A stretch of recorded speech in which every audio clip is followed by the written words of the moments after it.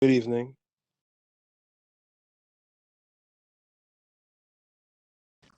Good evening, everyone. Good evening. We're just waiting for the chair to join.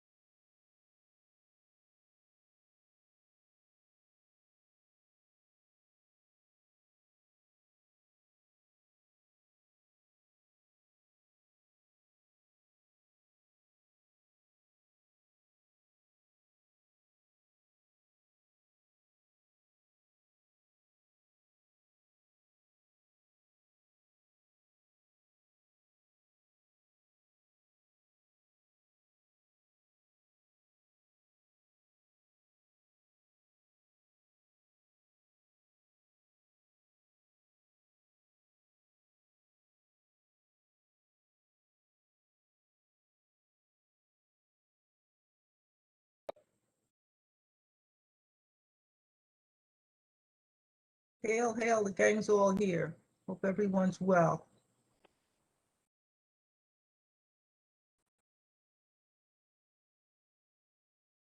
Where's the video? People are not showing themselves.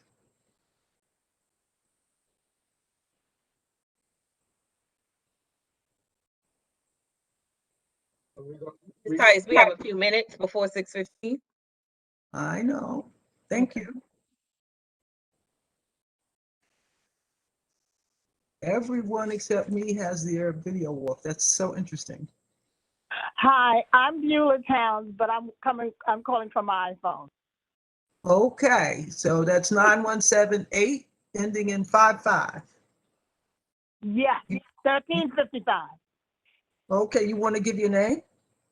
Beulah Towns. Thank you. Okay. Good evening, Ms. Tyus. This is Khalid from Assembly Women Diana Richardson's office. I'm in a car right now, unable to have my video. That's okay. Now that I know who you are, I will remember. Thank you for identifying yourself. No Good problem. evening. Good evening, Chairperson Tyus. This is Edu Hermelin, District Leader of the 43rd. Hi, thanks for coming and congratulations on your recent marriage. Thank you very much. So we have a busy agenda tonight. We're just going to wait until we have more people on the line before we start. And thank God the weather is cooperating. I see Mr. Rothblatt. Thank you for joining us. And Mr. Durant, drive safely. Thank you for coming while you're driving. Okay, so far we have 30 people. Thank you, Ms. Young, for joining us. Go down the list. Thank you for sending me the link, because I went back and checked every email from May 7th and it was no way. I think they left me off this time. Something is wrong. I mean, if they can hack a pipeline, we're small potatoes. So I got an email from the board dated April 30th, and I think I got it on May 4th or 5th.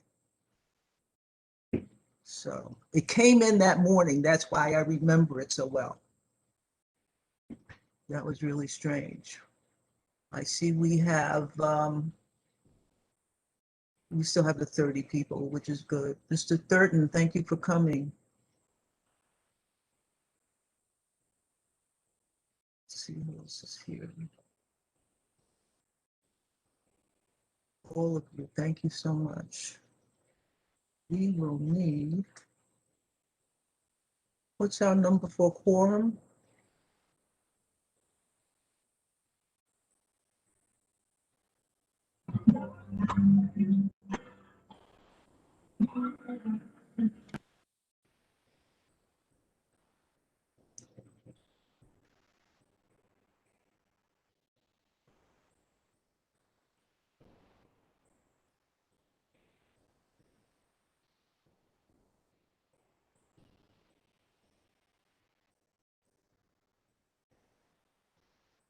We should have music while we wait.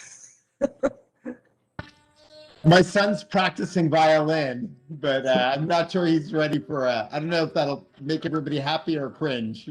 Okay, okay. So I see we have the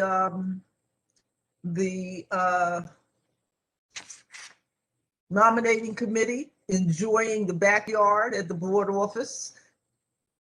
No bugs yet, so enjoy. The bugs will come for us soon enough. Let's see what else is going on here.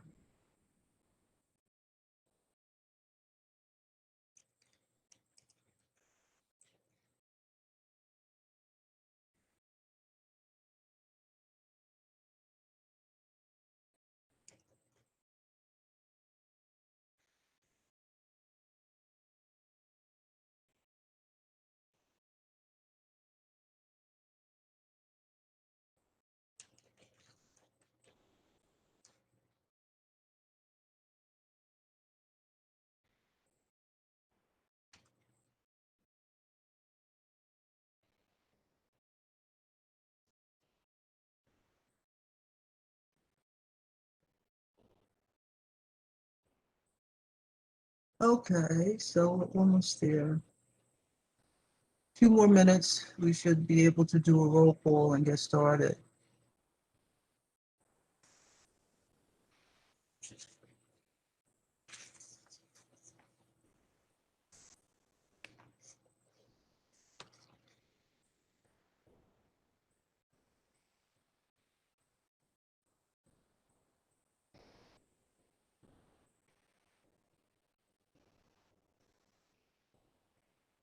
Okay, let's see.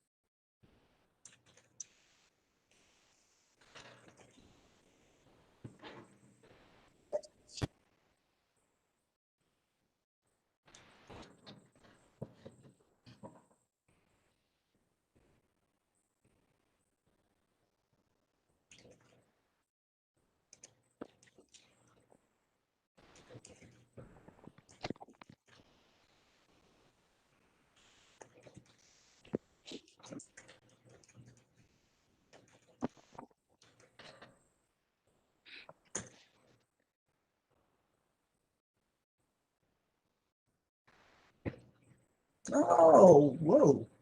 Very nice, very nice.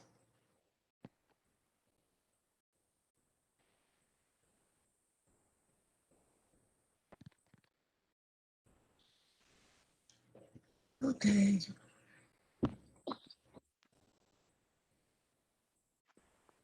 We'll wait a few more minutes and then we'll do a roll call.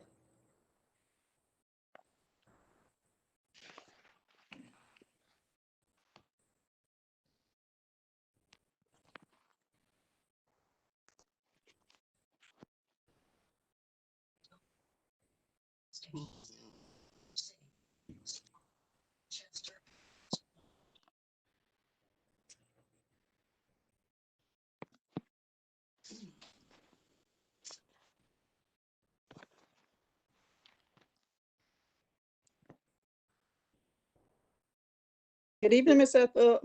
Tyson. Has we started yet?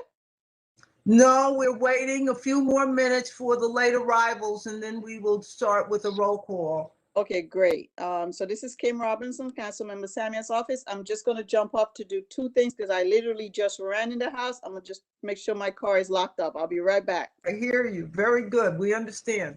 Okay.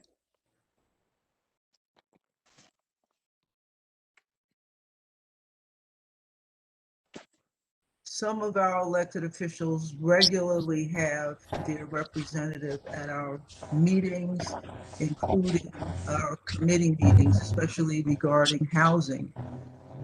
And that is very much appreciated. So that is Alika Ampersanuels in Weeksville. Weeksville deserves some attention going forward. Lots of large vehicle parking lots.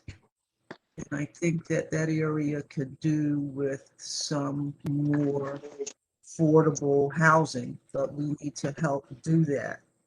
Not just stand back and complain about the lack of affordable housing. So one more minute and we will do a roll call. Okay, Ms. George? Yes, that's fine. Yes.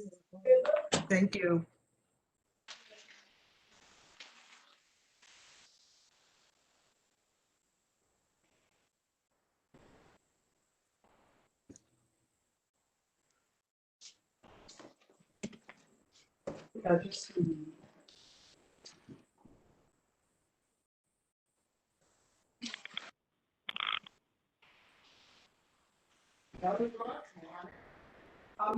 You eat Girl Scout cookies, Terry?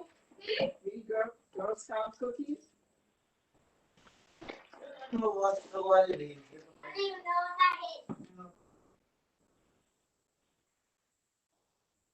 She got cake in like chocolate. Okay.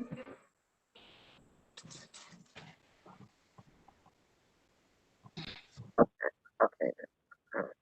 You're welcome. Okay.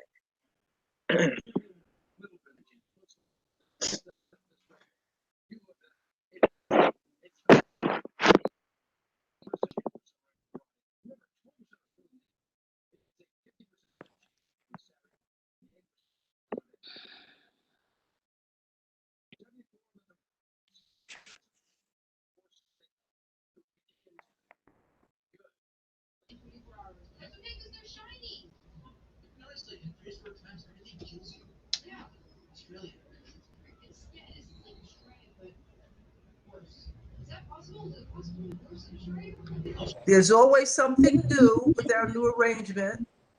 I know it's very convenient to be able to attend these meetings without leaving your home or attend these meetings from wherever you are. And we'll see if we can find a way to let that continue, but we need to make sure that everybody gets a chance to be heard. So if you have heard and seen, but mainly heard. So as we go along with these virtual meetings, we need to find ways to make sure that the less fortunate among us can attend these meetings as well. Most of the host venues that we've used in the past still don't want us to come to their spaces. So we will be stuck with using virtual meetings for a minute until folks who run things like rehab centers and so on are comfortable with having large numbers of people come in. Everyone would need to be tested and with the temperature and so on and so forth. So let's see. Have a note from Deborah Young on a judicial forum coming up. So that's in the chat for everyone. Please take a look. And I'm going to call the roll in a minute or two or three. Shall see how this gets done. I promise you music on hold next time. Okay. We're having some background technical sorting out. And Good evening, everyone. Good evening. Who's that speaking? This is Karen Chambers from the Brooklyn DA's office. Do you have any announcements you wish to make at this point? We can start taking announcements, I think. Hi, everyone. Yes, I do. Call the meeting to order. Thank you, Ms. Dyson. Just a second. Ms. George, you ready? Yes, we're ready. Okay. Thank you very much. Now we can call the meeting of the full board for CB8 to order for today, May 13th, Thursday, May 13th. And we'll start with a roll call to see if we have a quorum. Whoever's talking in the background, please ask them to talk lower or go in another room while the roll is called. Oh my goodness, what is going on? Mr. State, we don't want to see your presentation right now. We need to mute them. And take the ball back.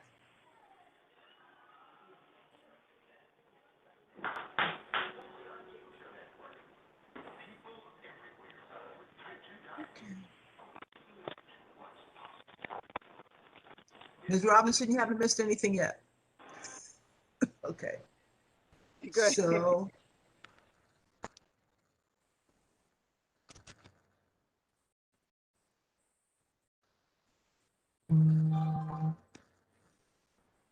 All right.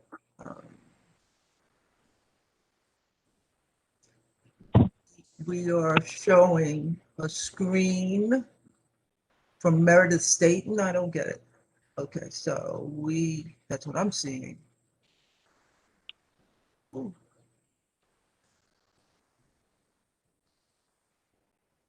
Oh boy, so it's being cascaded out.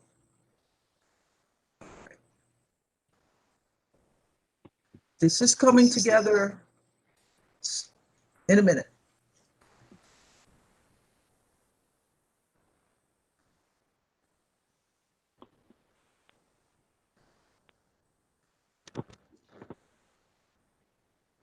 Okay, Gib has an announcement also on a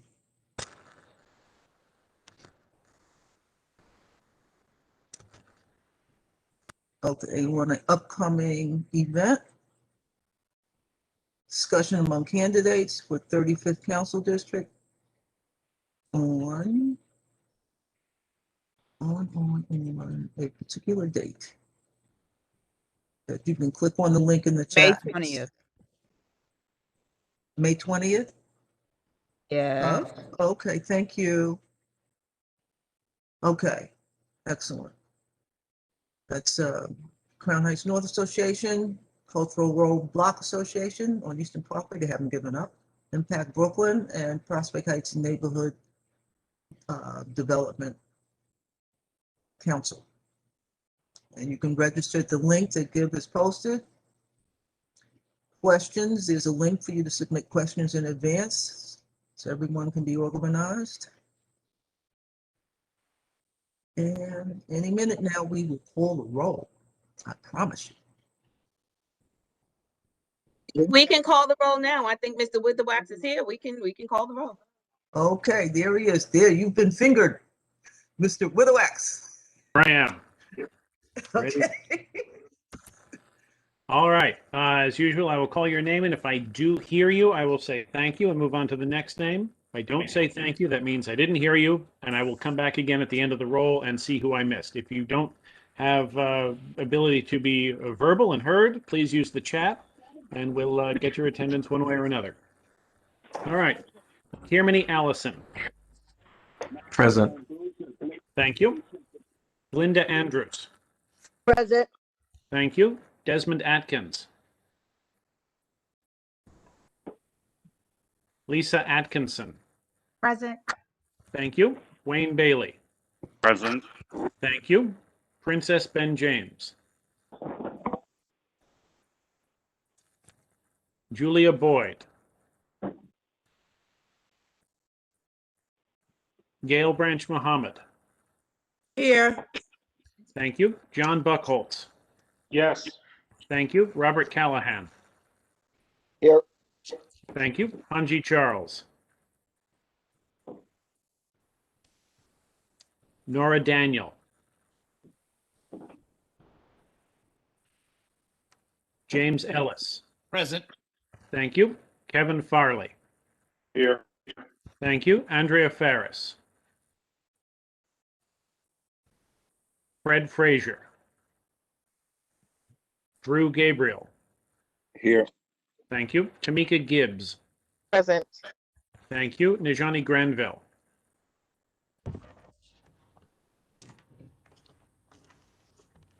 Can you hear me? I hear you now. Thank you, Ms. Granville. Jeannie Harris Blenman. Marva Henry. Present. Thank you. Zerzima Jordan. Regina Kinsey. Present. Thank you. Sarah Lazar. Present. Thank you. Mireille Lemaine. Present. Thank you. Elaine Mahoney. Present. Thank you. Calvis Mickelsteins. Present. Thank you. Robert Puka. Yeah, Raji. Yeah. Thank you. Adam Sachs.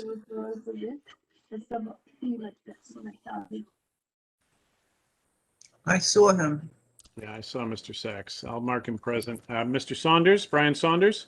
Present. Thank you. Meredith Staten. Taking us into the time warp.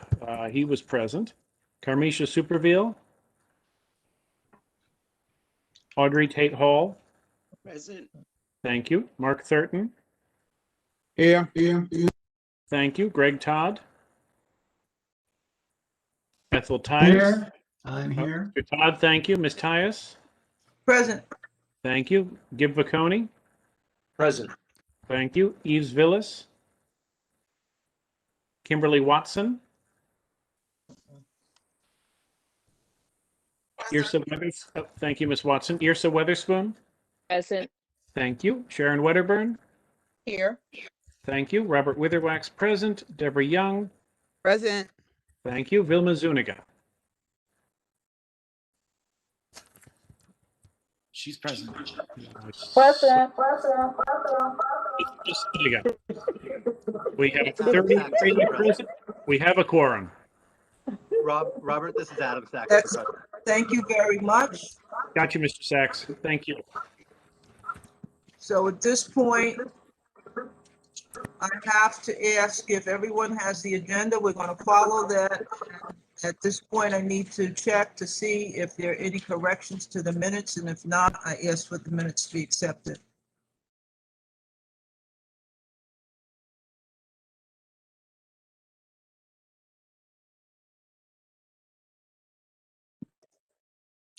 Motion to accept the minutes.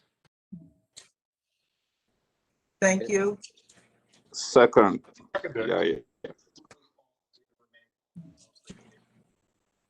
Believe the minutes can be accepted without a vote, since no corrections have been offered.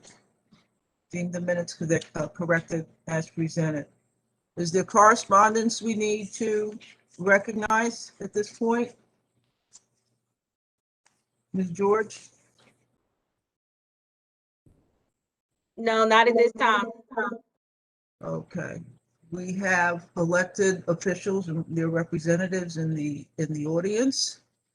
And I would ask for those representatives come forward, beginning with any federal or state or city representatives in the audience. Ms. Tyus, we have the new district leader.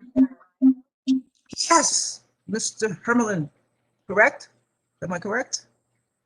You do? That was pronounced correctly. Okay, excellent. Would you like to say a few words? Absolutely. I just want to take this opportunity to say hello to everyone here at CBA. I just wanted, I know it's been a long year, and I'm looking forward to working with all of you for the upcoming year and summer. I know we're dealing with this virtual world, and some of us are adjusting accordingly, while some are having inabilities to adjust to the remote world.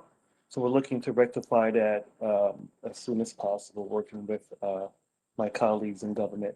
Lastly, I want to take this opportunity to recognize the Crown Heights North Tennis and Block Association for the cleanup day that they had a month ago and the plant seeding day that they had last Saturday. I participated in both events. There was a great opportunity to work with community members as we look to enhance the quality of life in community board aid. And a special recognition to President Mr. Mark Thurton from Park Place. It was a pleasure to work with you and to meet with you, and I look forward to working with all of you. It was a pleasant experience planting, just planting. It was a good experience. I'm a Brooklyn guy, so I see concrete all the time, so I'm not used to planting, even though I live upstate for about 15 years. Thank you all. You're welcome. Thank you. Who amongst our elected officials would like to speak next? Hi, this is Kim Robinson from Councilmember Alika Ampry Samuel's office. On behalf of the council member, I want to extend a happy belated Mother's Day to all the moms, grandma, mom, godmom, and moms to be. So again, and like I said, my name is Kim Robinson, and I represent Councilmember Alika Ampry Samuel. Just really some updates really quickly. New York City Section 8 voucher waitlist will be open May 17 to May 28. Again, that's May 8. That's for the New York City Section 8 voucher waitlist. So please, let's try to get that word out.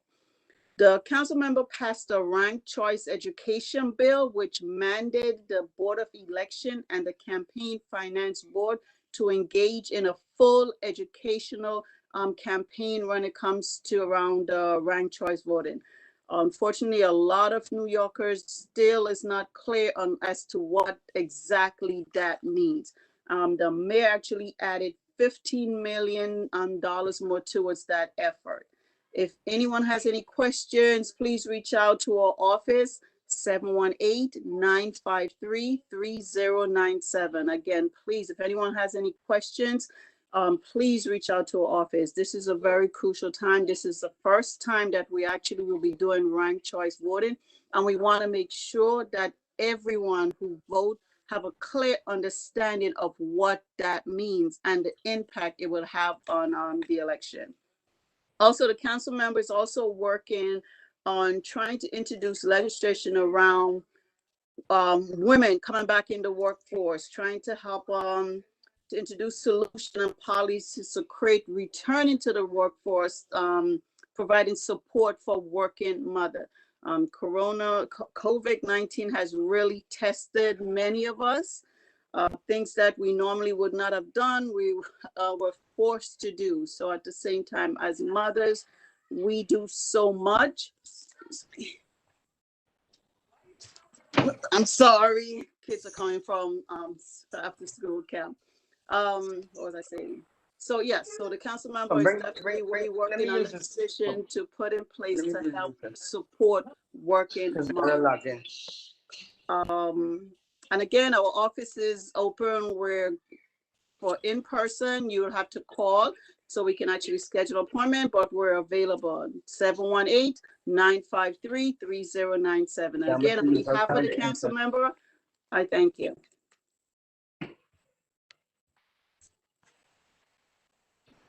Thank you, Ms. Robinson. Are there other elected officials or representatives for our elected officials who wish to make public comments at this time? I might as well jump in. Oh, never mind. Good evening. Hi, my name is Karen Chambers, and I represent the Brooklyn District Attorney's Office. I bring you greetings from our office. Our office is open.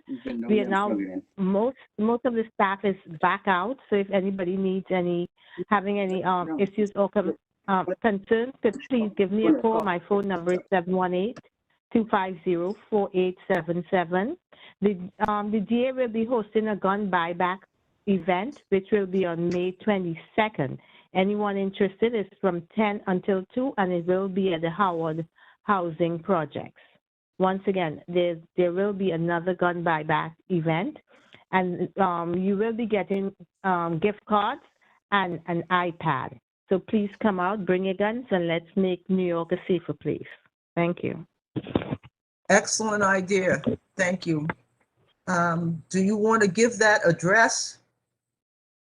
It's 90 Watkins Avenue. Thank you. I can send a flyer. Yes, please. I'll send it to the office.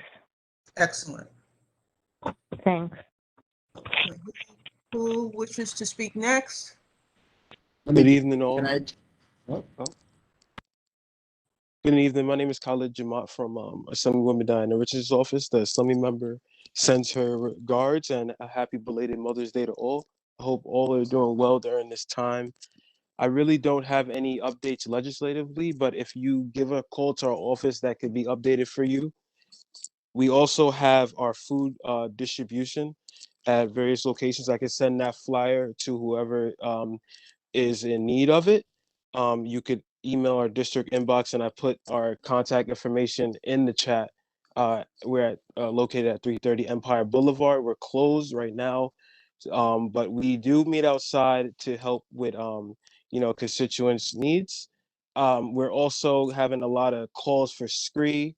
Landlords are sending scree renewals. So if you know of anybody that needs help with scree, we could help you virtually or coming outside to meet with you. I put our office number in the chat, but that is also 718-771-3105. I don't know if I said my district. I'm sorry? Is your flyer on your website? Can you put a link to the flyer in the chat? Yeah, yes, I think I could do that, yes. Okay, that's good. And that's all I have for today. Everybody have a good evening. Thank you, Mr. Jamat. I hope you'll remain for the remainder of the meeting. Should be very interesting, and there's some issues that will come up later that state should be working on. Who is there? Another elected representatives official? I'm going to take my turn this time. Good evening, everyone. Eid Mubarak for everyone who's celebrating. I hope everybody had a beautiful Ramadan and a beautiful celebration today. You stay on the right. My name is Raul Rothblatt. I'm the communications director for Councilmember Robert Cornick. Just a minute, Raul. Whoever is not, if you're not speaking, please mute yourself. If you're not the speaker for the moment, please mute yourself. Go ahead, Mr. Rothblatt. Thank you. Thank you. All right, so my name is Raul Rothblatt. I'm here representing Councilmember Robert Cornick, and we have lots of legislative updates. I want to give a shout out to both the other Councilmember Alika and Samuel and Laura Tumbo for their great the motherhood legislation coming up. I'm very excited to support them with that. We've been supporting a new fund for artists, a $25 million fund. And this is, I think, a very important way to support artists right now who have been facing a lot of artists in the broadest sense of the term, who've been facing a lot of challenges during the coronavirus pandemic. The details on this are still, we want to keep on top of them because we want to make sure that they go to people in the district, people who need it, not the likely suspects, not the Metropolitan Museum of Art. They're great, but we also need to support the small artists. So please stay up to date on that. We are also really looking forward to our shared economy summer. So we really want to promote and cooperate as much and get the voices of and support our local businesses. We a couple of the business dips are quite organized. We have the Fulton Street bid. There's we don't cover Vanderbilt, but we would love to hear from businesses, especially on Nostrand and Kingston, and to make sure that they are integrated in our small business efforts. So if you have businesses, or if you want to help us reach out to those businesses, please reach out to us, because we are going to be doing a lot over the summer for that. I have a bunch of bills. I don't want to bore you with too many details here. We've co-sponsored a couple things. Given what's happening in the world, there's a new bill increasing penalties for damaging houses of worship. So unfortunately, that's something we have to stand up for, but we definitely want to make sure that everybody can celebrate and honor their religions as they wish. I hope I mentioned this before. There's a cultural heritage bill that's supporting intangible cultural heritage. So if there are people, artist organizations who need to be documented, we have a new fund for that. We also have a quartet of new air legislation bills doing increased testing of air quality on subways, Intro 2260. We have another resolution 1426, indoor air quality in schools. If you're concerned with that, please, I'll be glad to give more details on that.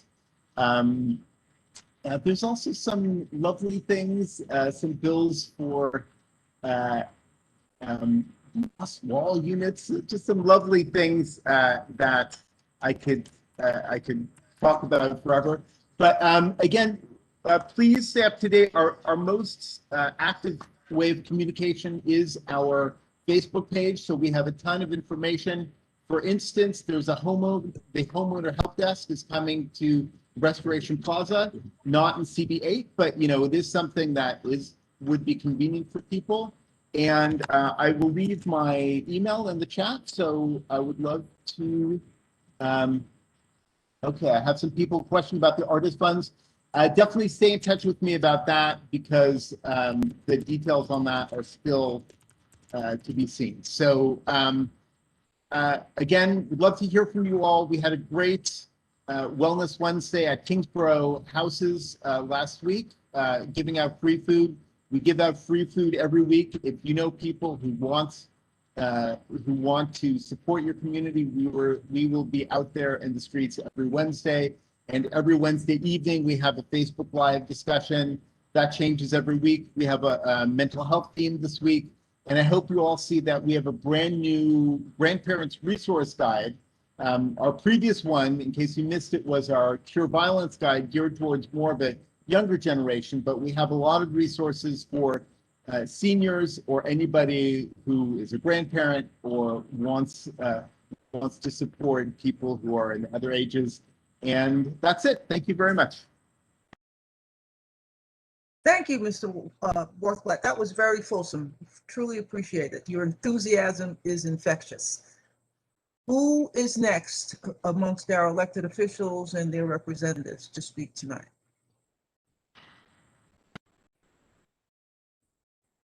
Hearing none, let's move on to. Hi, hello, good evening. Hello, good evening. Good evening. Hi, good evening. My name is Nicholas Perry, and I'm a representative for the New York City Comptroller's Office. Excellent. Good evening, everyone. I guess this is my first time to the meeting. My name is Nicholas Perry. I'm the representative for the New York City Comptroller's Office. I just have one update for you tonight. The of the Comptroller Office of Diversity Initiatives focuses on assisting minority and women-owned businesses successfully to compete for public and private sector procurements, which will enable them to grow, and on launching initiatives that put diversity at the heart of the way the city does business. This initiative by the office is called the MWBE University for Minority and Women-Owned Businesses. And there are a series of webinars that we have. We have about 3 webinars left for June, July, and August. The next webinar will be on Wednesday, June 9th at 11 a.m.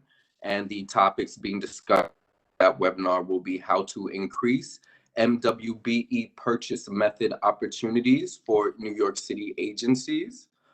And that will be the June 9th meeting. The upcoming meetings, the topics for the upcoming meetings on July 14th will be investment relationships with pension consultants post-COVID. And the August session topic will be doing business with the Comptroller's Office. Information in these webinars will be vital to nonprofit organizations and the organizations in our community that provides resources to everyone. If anyone wants to get in touch with the Comptroller's Office, you can reach out to me directly. My name is Nicholas Perry, and you can reach me directly at 646-499-0749. Thank you. Mr. Perry, can you post a registration link in the chat for those to be? I will post the link and my contact information in the chat. Thank you. Thank you. Thank you very much. Much appreciated. Are there others amongst us who wish to make such announcements at this time? Elected officials, their representatives? Yes. Hello. Good evening, Community Board 8. My name is Megan Blackshear. I'm Community Affairs Director for the Brooklyn Borough President Eric Adams. My colleague Jamal Pollard is your normal liaison. He was having some difficulties with his computer, so I just want to give some updates. One, the new the appointment process for board membership is under review at this present. I want to thank you all for your patience. The letters usually will go out before the end of May. If for whatever reason you have not received a letter in the month of June, please do not hesitate to reach out to our office in regards to that. All new applicants, plus those board members that are seeking reappointment, will receive letters. Next, I'd like to, somebody had mentioned, I think it was Chair Tyus, about ranked choice voting. The borough president recently had the ranked choice voting training that took place in April. If you are interested in viewing it, it was recorded. Please feel free to go to our YouTube channel, One Brooklyn, and you can watch the training in its entirety. If you need to know more about the process, which is coming up very soon, I will put a link for that in the chat. Also, I'd like to let you know that when the federal government extended the tax filing deadline to July 15th, your borough president Adams, immediately sent a letter to Governor Cuomo calling for New York to do the same. That change has since been approved by the state, so please take your time and take care in preparing your taxes for the year. And if you are interested in any resources, health concerns, particularly in regards to COVID-19, come visit our website at brooklyn-usa.org. And feel free to take the long list of resources that we have provided in regards to COVID-19. Thank you for your time. As I said, I'm just stepping in for your normal liaison, Jamal Pollard. And I'd like to wish everybody a very safe Memorial Day. Thank you. Thank you, Ms. Blackshear. Do we have any other elected representatives or their representatives to speak to us at this time? If not, we're going to move on to committee reports, and we'll start with the SLA and sidewalk. Excuse me, Chair Tyus. I just wanted to, if I may, go through the numbers that we have that are of the people that are unidentified. You can give us a moment. Okay. Excellent. Thank you. This is Irsa Weatherspoon, everyone. Good evening. For the callers that are present with us, we're so glad that you're here, but we just need to know who you are. So for the number ending in 65, can you *6 and unmute yourself? Wow, we're having an echo. And tell us who you are.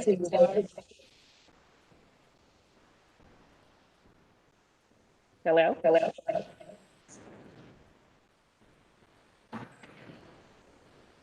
Number ending in 65. Can you identify yourself? *6 to unmute.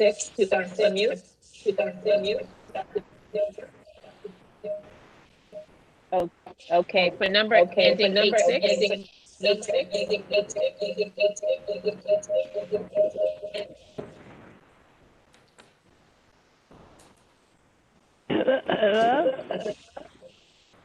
Hello? Hello? Hello? Hello? Hello? Hello.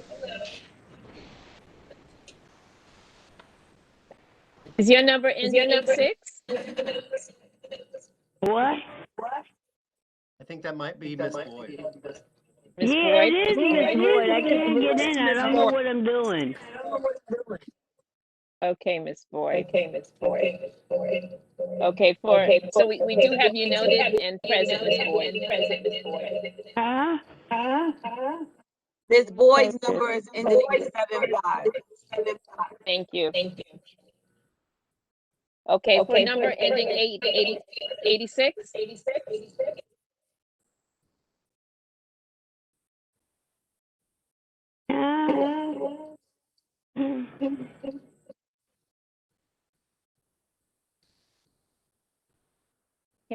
Can everyone who is not speaking mute themselves while we get through this process? If you're not speaking, if you could just mute yourself. Thank you. Number ending in 78. Can you identify yourself?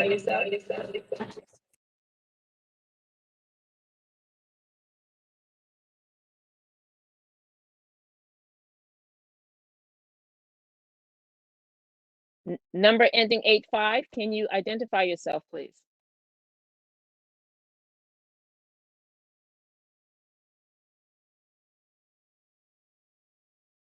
Caller with the number ending in 55. Can you *6 and identify yourself, please?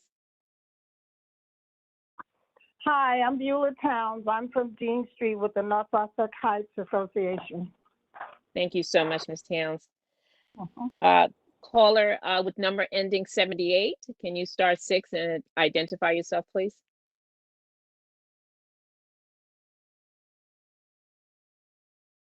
Number ending 78. Number ending 49. Can you *6 and identify yourself, please? Robert Puka, CBA. Thank you, Mr. Puka.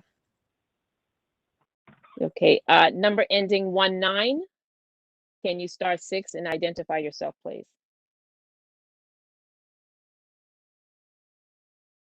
Number ending 19.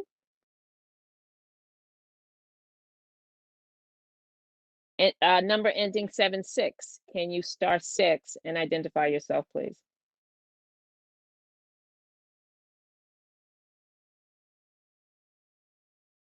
Number ending in 76. Please identify yourself. Number ending in 91. Can you star 6 and identify yourself, please? Hey, this is 7-6. My name is Jeremy Zerby. I live on Eastern Parkway, 1245. I am the secretary of our tenant association here in the building at 1245 Eastern Parkway. Excellent. Welcome. Thank you. Okay. Number ending in 91. Can you star 6 and identify, please?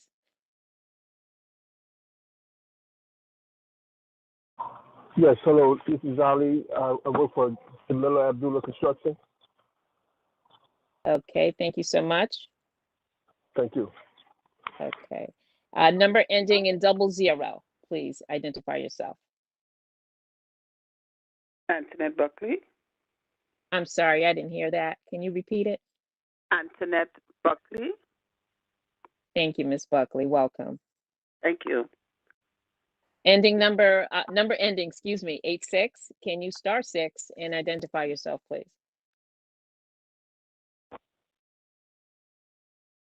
Not me. I'm sorry. Number ending 86.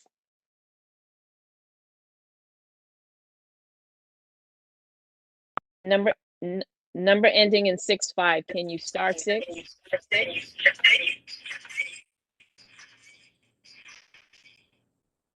Is this number?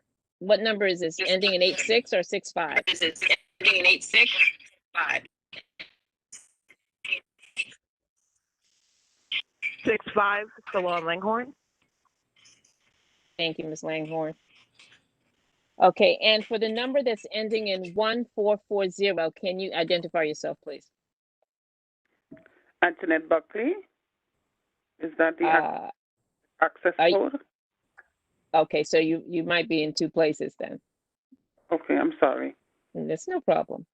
Thank you. All right. Thank you, Ms. Chair. We're done. Thank you for doing that. And offline, we have to figure out how to get people to register so we don't have to do this record keeping during the meeting.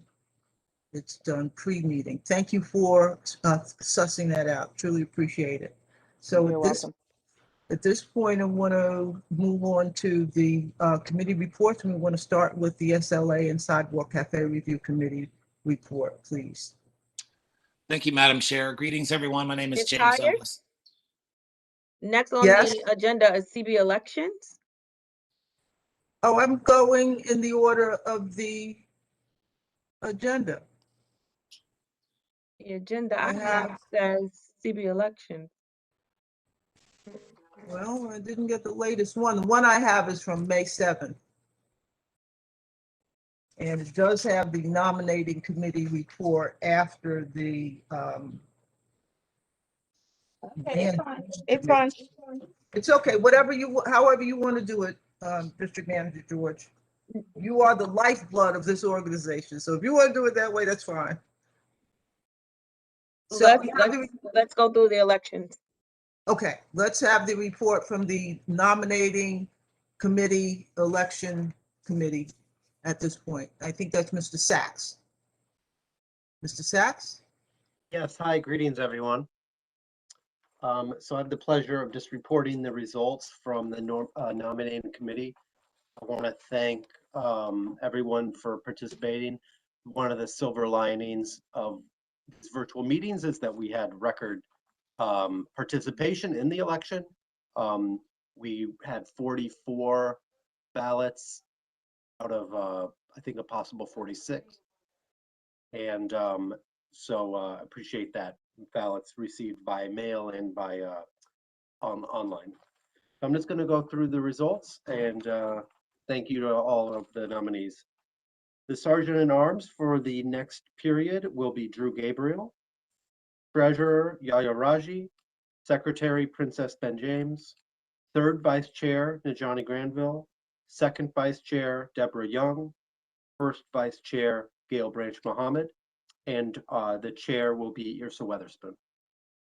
That concludes the results of the election. So I don't know if there are any questions. Otherwise, I will pass the floor back to our chair. Thank you very much for making those announcements. You went through them so quickly, I didn't have a chance to write them all down. Could you repeat them? You want me to go again? Yep. Sorry. Yes, please. So the Sergeant at Arms, Drew Gabriel, Treasurer, Yahya Raji, Secretary, Princess Ben James, Third Vice Chair, Najani Granville, Second Vice Chair, Deborah Young, First Vice Chair, Gail Branch Mohammed, and Chairperson, Irsa Weatherspoon. So congratulations to all of those people, and also thank you to everyone who was on the slate. I know that we have a really great leadership for the next session, so I congratulate everyone. Thank you. Thank you, Mr. Ms. Tice, may I make a statement? Of course. Well, I'm honored to be the new chair of Community Board 8, and I truly thank you for the support and the confidence that you've placed in me. And I thank you all for participating in this election process. Robert and I ran for this position, but not against each other. I look forward to continue to work with him as we always have. And I want to congratulate the newly elected executive board members. I look forward to working with all of you to continue to make this community a better environment for all of our residents. These have been challenging times, and but this is an opportunity, and it's an opportunity to re-energize, and we can do this. We are poised for renewal of our minds, to reassess, take stock, and really look closely at the needs of the community. People cannot be left behind. So as co-laborers, let's do all that we can do to work together for the greater good of all our residents. We can do this, and I thank you. Congratulations. Congratulations to the new slate. And I'm sure we've all been doing everything that we can do during the past year. For those of you who would have a new span of responsibility, I would ask that you work with the outgoing person to hand off and absorb or be prepared for the challenges that are facing all of us, especially for those committees that are not as well staffed, populated as we would hope. And that would include economic development and health. So we will make sure we talk to each other in depth and in detail to do a great handoff so nothing gets dropped as we move along. So at this point, I would continue as chair for the remainder of this meeting and ask for the reports, congratulate all of the new incoming executive committee members, and move on to a report from the SLA and Sidewalk Cafe Review Committee. Thank you. Thank you, Madam Chair. And let me be the first to orally, also as an outgoing executive member, to congratulate all our successors in their newly appointed positions. So I am James Ellis. I am the chair of the SLA. Pardon me for the background noise. 1 second.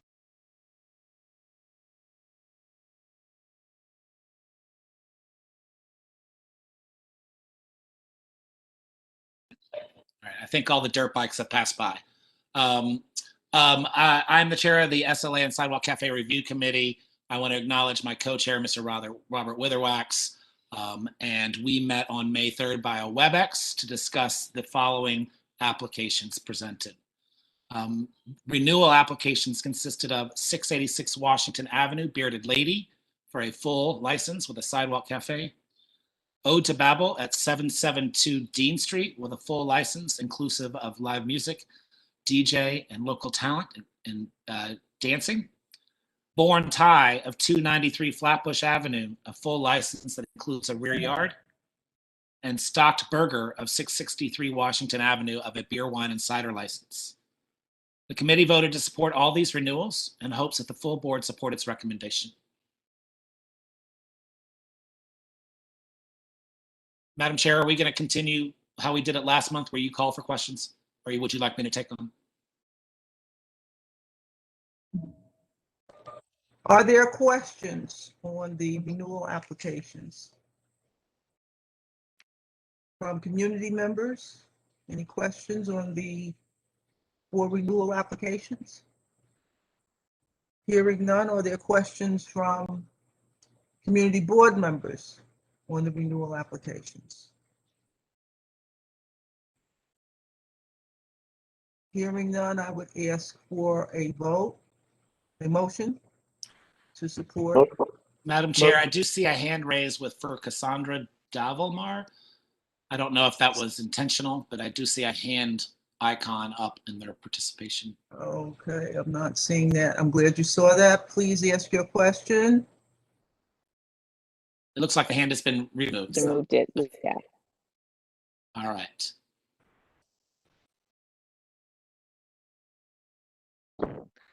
Hi, Tamika Gibbs. Make a motion for the community to voice support the committee's support the committee's recommendation. I second it. So who was first up on the second? I love it. Was that you, Ms. Lazar? I was one of many. One of many, okay. Well, we'll call the roll, or we have a motion on the floor with motion made by Ms. Gibbs and a second by Ms. Lazar. Please call the roll, Secretary Witherwax. Unless Miss Ben James wants to start getting some practice in. But I don't have, thank you, Mr. Weatherwax, but I do not have the list in front of me, so it would be a pleasure for you to do it. Thank you. Well, thank you very much. I will make sure you have the list for next month. Mr. Kennedy Allison. Yes. Thank you. Miss Glinda Andrews. Yes. Thank you. Mr. Desmond Atkins. Yes. Thank you. Miss Lisa Atkinson. Yes. Thank you. Wayne Bailey. Yes. Thank you. Princess Bent James. Yes. Thank you. Julia Boyd. I'll catch you in the chat. Gail Branch Mohammed. Yes. Thank you. John Buckholtz. Yes. Thank you. Robert Callahan. Yes. Thank you. Hanji Charles. Nora Daniel. Yes. Thank you, Ms. Daniel. James Ellis. Yes. Thank you. Kevin Farley. Yes. Thank you. Andrea Ferris. Fred Frazier. Drew Gabriel. Yes. Thank you. Tamika Gibbs. Yes. Thank you. Nishani Granville. Yes. Thank you. Igenie Harris Blenman. Marva Henry. Yes. Thank you. Zerzima Jordan. Yes. Thank you. Regina Kinsey. Yes. Thank you. Sarah Lazar. Yes. Thank you. Mireille Lemaine. Yes. Thank you. Elaine Mahoney. Yes. Thank you. Calvis Mickelsteins. Yes. Yes. Thank you. Robert Puka. Yes. Thank you. Yaya Raji. Yes. Thank you. Adam Sachs. Yes. Thank you. Brian Saunders. Yes. Thank you. Meredith Staten. Carmisha Superville. Audrey Tate Hall. Yes. Thank you. Mark Thurton. Yes. Thank you. Greg Todd. Yes. Thank you. Ethel Tias. Yes. Thank you. Gib Viconi. Yes. Thank you. Eves Villas. Kimberly Watson. Yes. Thank you. Yrsa Weatherspoon? Yes.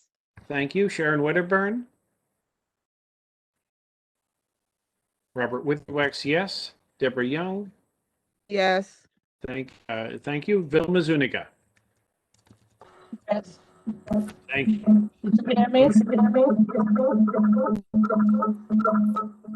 Motion passes unanimously. I have 36 in favor. Great, thank you, Mr. Witherwax. And I would just like to applaud those establishments that are renewing as an indicator that they are coming out of the current shutdown situations and hoping to look forward to their full recovery as the community starts to open up more broadly. Now we'll move on to some new applications, which is yet another sign that there's interest and investment in our community with Ozakaya of 635 Vanderbilt Avenue, seeking a beer, wine, and cider license, and is the applicant or a representative for the applicant here today? I believe I saw their name. Is it Patama? Yes, I'm speaking. Wonderful. Thank you for joining us. We'll now review your application for the benefit of the full board. This applicant is also the proprietor of Nourish Thai at 637A Vanderbilt Avenue. The proposed hours of operation for the Ozakaya establishment would be noon to 10 p.m. Sunday through Thursday, noon to 11 Friday and Saturday. Seating arrangements include 12 tables with 21 seats, 5 seats at one bar with a maximum interior capacity of 38. There's also included in this application an outdoor patio with 20 seats at 5 tables, 20 being the maximum capacity to operate daily from noon to 10 p.m. The applicant is also going to take advantage of the roadway street seating and operating from noon to 10 p.m. in this roadway street seating. It is anticipated 6 total service employees, and the committee voted 9 in favor, 0 opposed, with 1 abstention to support the license with the condition that the applicant remove outdoor speakers in the rear yard space. The applicant has agreed, and the committee hopes that the full board support its recommendation. Ms. Tyus? Ms. Ellis, please call for questions. Are there any questions from any community members on the presentation of this new application? Are there any questions or comments from any of our board members?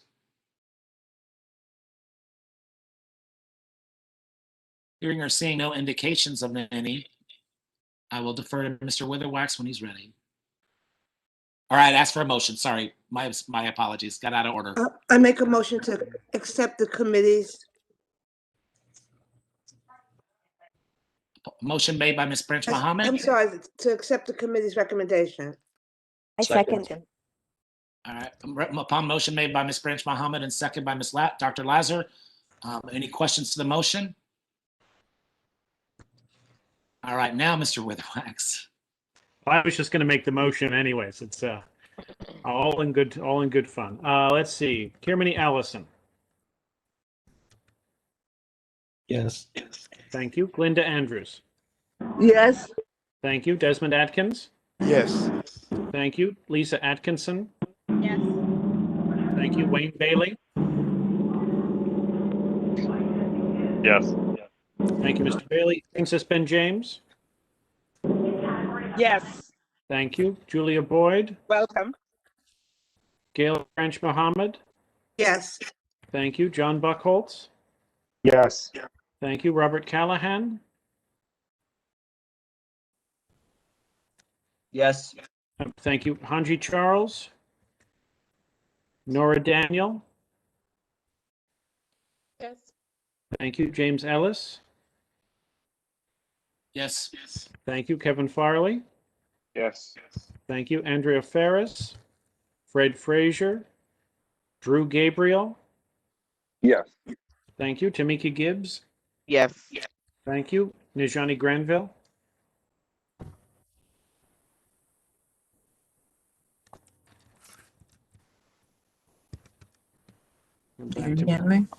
And I hear you now. Ms. Granville, what's your vote?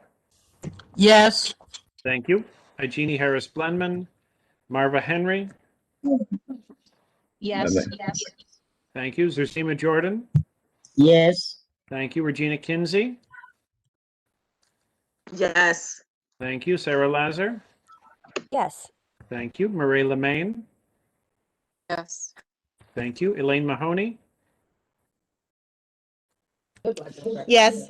Thank you. Calvis Mickelsteins.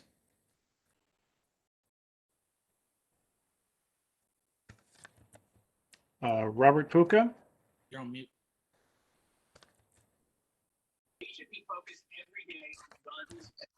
Who are we on? Calvis Mickelsteins. Yes. Thank you. Robert Puka. Yes. Thank you. Yaya Raji. Yes. Thank you. Adam Sachs. Yes. Thank you. Brian Saunders. Yes. Thank you. Meredith Staten. Hermita Superville. Audrey Tate Hall. Yes. Thank you. Mark Thurton. Yes. Thank you. Greg Todd. Yes. Thank you. Ethel Tias. Yes. Thank you. Gib Vaconi. Yes. Thank you. Eves Villas. Kimberly Watson. Yes. Thank you. Irsa Weatherspoon. Yes. Thank you. Sharon Wedderburn. Robert Witherwax, yes. Deborah Young. Yes. Thank you. Vilma Zuniga. Yes. Thank you. Motion passes 56 in favor unanimously. Wonderful. Thank you, Mr. Witherwax.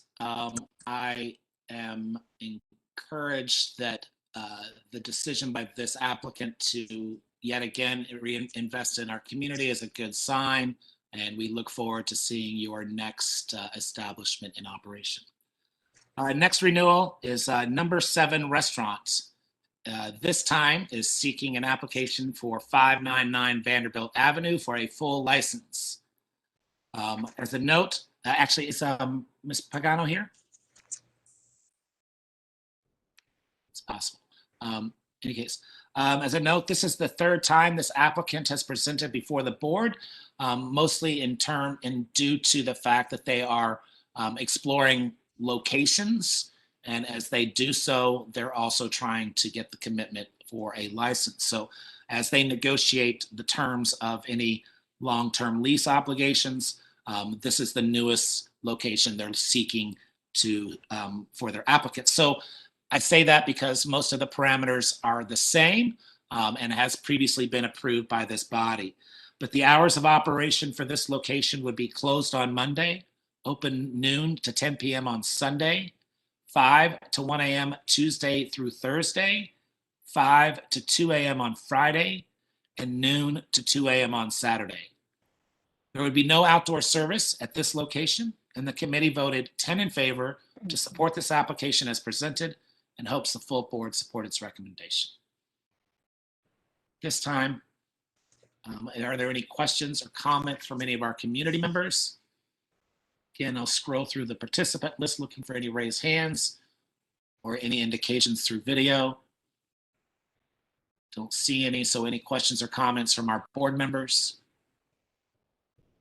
Again, scrolling through. No indications via video. Hearing or seeing no questions or comments, I'll ask for a motion from our community board member. I make a motion that the go ahead. that the resolution be accepted as read. I second that. This is Irsa.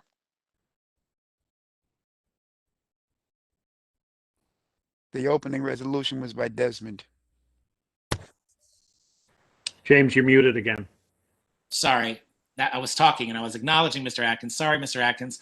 Upon motion made by Mr. Atkins and second by Mr. Weatherspoon, I'll ask if there's any questions to this motion. And with no indications of any questions, I will pass this to Mr. Witherwax. All right. Kiermany Allison. Yes. Thank you. Linda Andrews. Yes. Thank you. Desmond Atkins. Yes. Thank you. Lisa Atkinson. Yes. Thank you. Wayne Bailey. Yes. Thank you. Princess Ben James.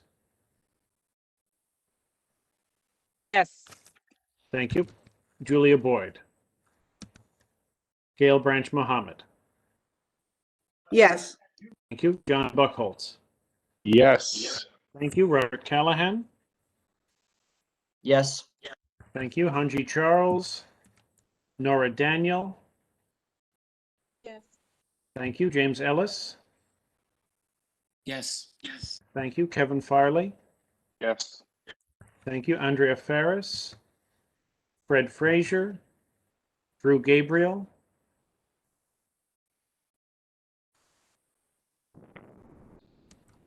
Tamika Gibbs. Yes. Drew Gabriel said yes. He's put it in the chat. Excellent. Thank you, Ms. Gibbs. And thank you, Ms. Gibbs. Najani Granville. Yes. Thank you. Jeannie Harris Blenman. Marva Henry. Yes. Thank you. Zerzima Jordan. Yes. Thank you. Regina Kinsey. Andrew said yes. Sorry. Yeah, I got you, Miss Andrews. Thank you. Regina Kinsey. Sarah Lazar. Yes. Thank you. Murray Lemaine. Yes. Thank you. Elaine Mahoney. Yes. Thank you. Calvis Mickelsteins. Yes. Thank you. Robert Puka.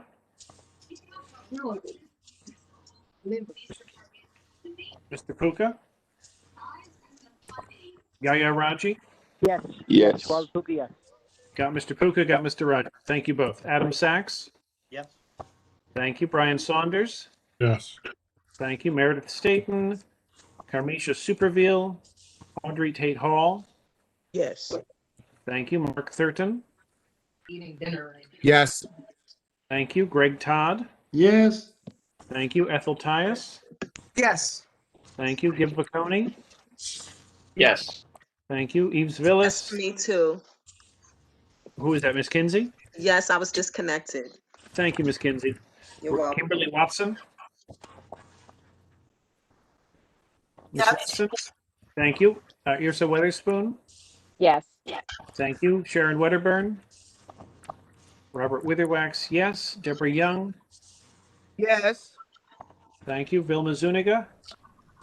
Yes. Thank you, Zuniga. And the motion passes unanimously, 36 in favor. Wonderful. Thank you very much. I wanted to just make a final announcement as I close out our action items. For those who have not heard the announcement, I will be stepping aside from my responsibilities at Community Board 8 and want to congratulate not only our newly appointed chair of our district, but also the chair of the SLA and Sidewalk Cafe Committee, Ms. Irsa Weatherspoon will be taking the helm. Also, again, once again, supported by the ever-present Mr. Robert Witherwax as co-chair. And I just want to thank all of my colleagues and neighbors and community members that have supported the work that we've done at the SLA committee to help operationalize and create a platform and a paradigm by which people could invest in our community board district and bring opportunities for jobs and economic growth in our commercial corridors through the service and sales of alcohol and activation of sidewalk cafes.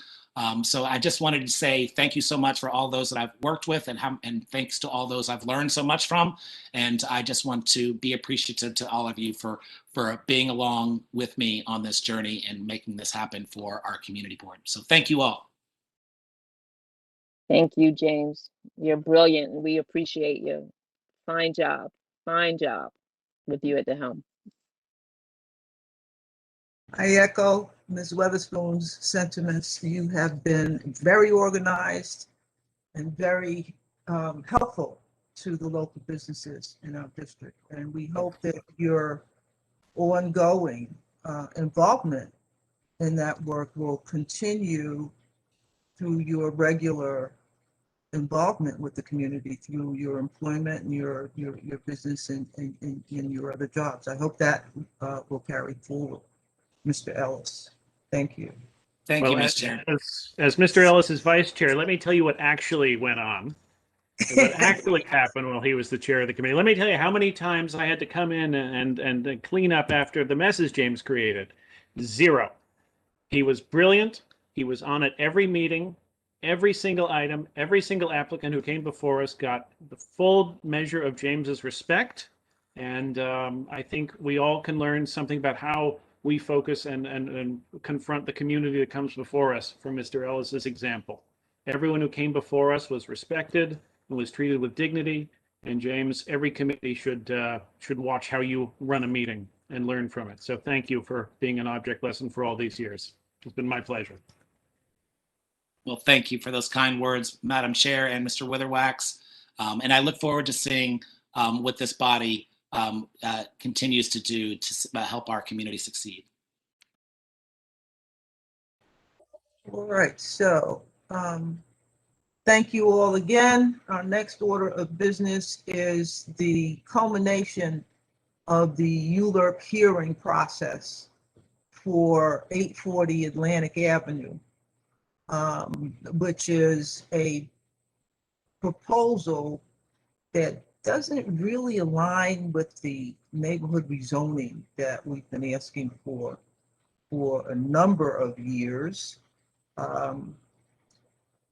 I would ask Mr. Vacconi to read the land use action item.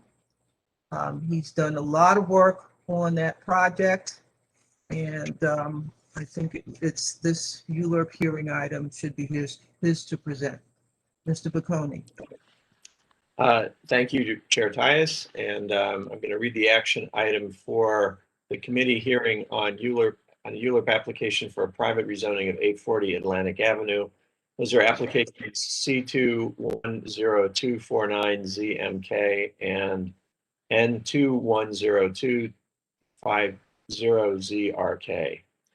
This is the third presentation of an application from Vanderbilt Atlantic Holdings LLC for a zoning map amendment for block 1122, lots 1, 9, 10, 68, 69, 70, and 71 to change from M11 and R6B to C63X, and a zoning text amendment to designate a mandatory inclusionary housing area and allow flexibility in the location of the street wall in order to facilitate an 18-story mixed-use development with 316 dwelling units, 95 affordable units, 50,650 square feet of retail, and 7,490 square feet of community facility space in the Prospect Heights neighborhood.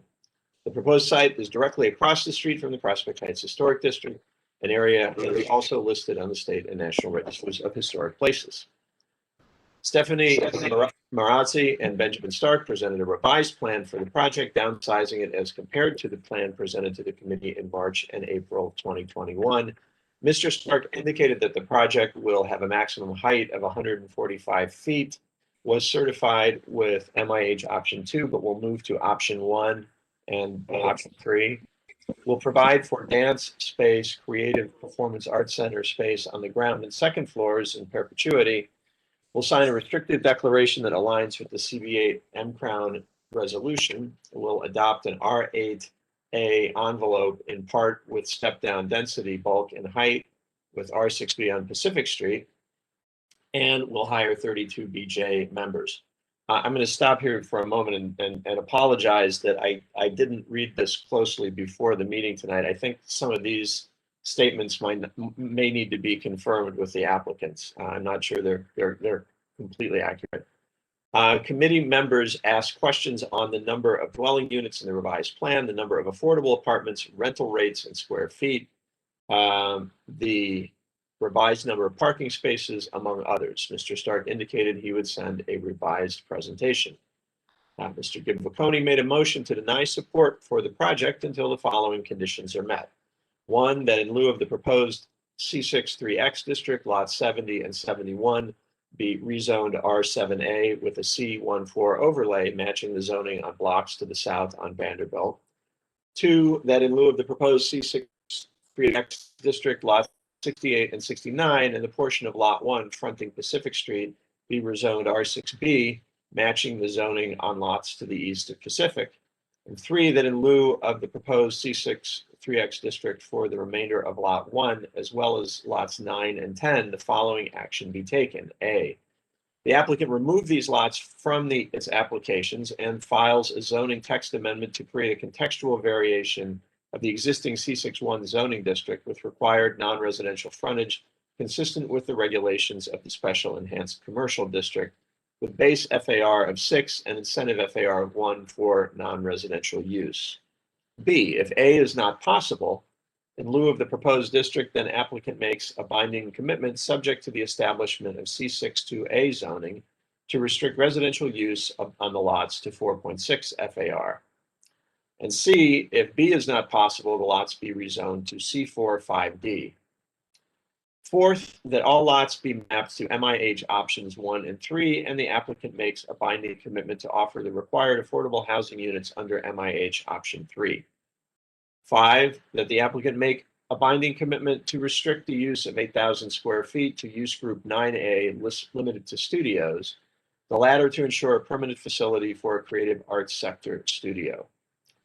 The motion was seconded by Ms. Lazur, and the committee voted 15 in favor of denying support, disapproving the project with 2 against and 1 abstention. The conditions requested would align the project more closely with the community board's M-Crown proposal for mixed-use commercial residential density along Atlantic Avenue than does the existing proposal. The Land Use Committee vote/recommendation with conditions will be before the full board on May 13, 2021 for ratification and will go before the Borough President on May 17, 2021. Mr. Stark offered to provide a written revised plan, which is expected on May 11, 2021.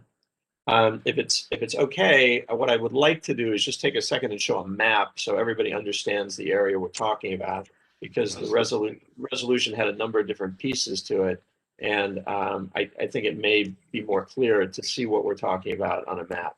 Is that okay? Worth 1,000 words. Pictures worth 1,000 words. Please proceed. Okay. These shaded areas here are the lots in question that are part of this ULURP application. We're looking here at the corner of Vanderbilt Avenue and Atlantic Avenue. The proposed resolution, let's start with Pacific Street and Vanderbilt Avenue, looks to make these lots shaded in green R7A C64, which is the same as the lots here to the south, and make these lots shaded in blue R6B, which is the same as the lots to the east here on Pacific Street. Along Atlantic Avenue, the proposal is for first a zoning tool that would be basically the zoning tool the community board has requested for use in what we call the C subzone of the M-Crown district along Atlantic Avenue. So sorry to interrupt you for a moment. Are you describing the applicant's presentation or the? I'm describing the committee's resolution. Thank you. Just for clarity. Yes, and that was option A. I mentioned option B. The option A would require the applicant to refile a zoning text amendment, which they may or may not be willing to do. Option B involves a rezoning at C62A, which is 7.2 FAR versus the community board's guidance of 7 FAR. It's the closest one we have to that guidance now. And we would look for a restriction on residential use to 4.6 FAR to incentivize 2 or 3 floors of non-residential use, which, as board members know, is preferenced under the M-Crown vision. If that is not something that the applicant would be willing to undertake, the resolution calls for these lots to be zoned C4 5D, which provides for a non-residential ground floor at 30 feet from the street wall and a total density of 5.6 FAR. So I just wanted to, I wanted to show this picture to get so everybody has this kind of in their mind as far as what the committee has proposed. Ms. Tyus, back over to you. Thank you, Mr. Bocconi. That was very, very helpful, especially with the colored diagram. So what happened was that we did not get the updated proposal from Ms. Marazzi and Mr. Stark in time for the Land Use Committee to review it prior to the meeting. So hence we have, I worked from my notes and from the revision that came in, I think it was Monday afternoon, almost evening, after our meeting Thursday last. So, and that was distributed to the Land Use Committee, and I hope to the entire board, because what we're doing here is responding to a process in motion.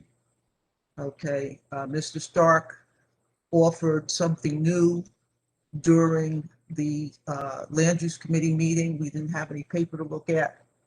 He did send a backup. We've had a number of things, number of developments since that time. I think there's some gross misunderstanding on the part of the general public about what's going on here. And the board did issue a statement that we are hoping city planning will clarify what this community board has asked for, so that potential developers can work with the community board to get the neighborhood rezoning done. So at this point, I just want to be clear that the update that we received, the email with the new revised proposal, should track to what was just read in the Land Use Committee report. So that was why Mr. Bocconi had a moment of hesitancy and would want the proponent to validate the statements that are in the report as statements that he made during the meeting without any paper backup, which came 3 days later. Okay, this is not the end of the story. What we saw, what he told us, and what Mr. Bocconi presented is something we've been working on for quite a while. And we have the recommendation from land use.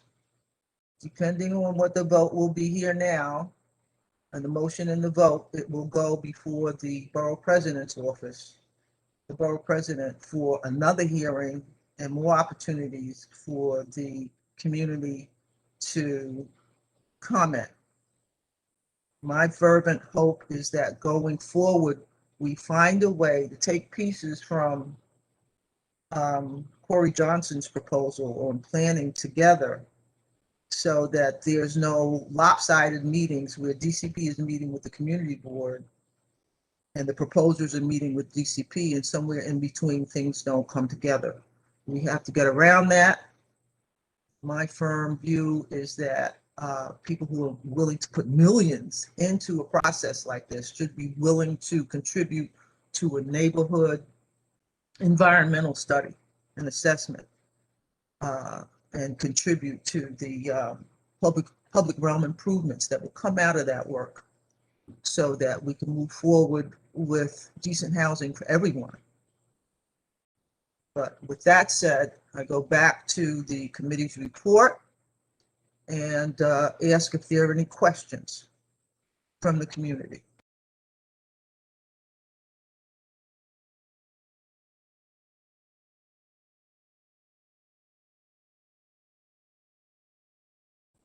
Everyone doesn't have to speak at once. Are there any questions from community board members? Ms. Tyus, if I might, I'd just like to ask if we could just clarify a couple of the points that were made about the presentation with the applicants. Okay, we have the written presentation. I don't know if they're in the audience. Ms. Marazzi, are you with us? Yes, hello, hi. All right, go ahead, Gib. I think it may not be accurate that the building will have a maximum height of 145 feet. I think it's not. We didn't say that. I appreciate that. I'm not. The reason that's why I'm asking you. I just want to make sure that the committee gets the right information. Absolutely. So you're right in part.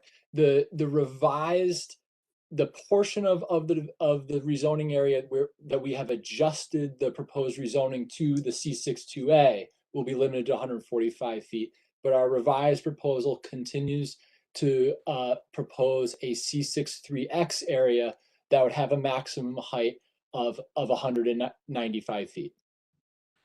Okay, thank you. We would, This, can I say one more thing, Gib?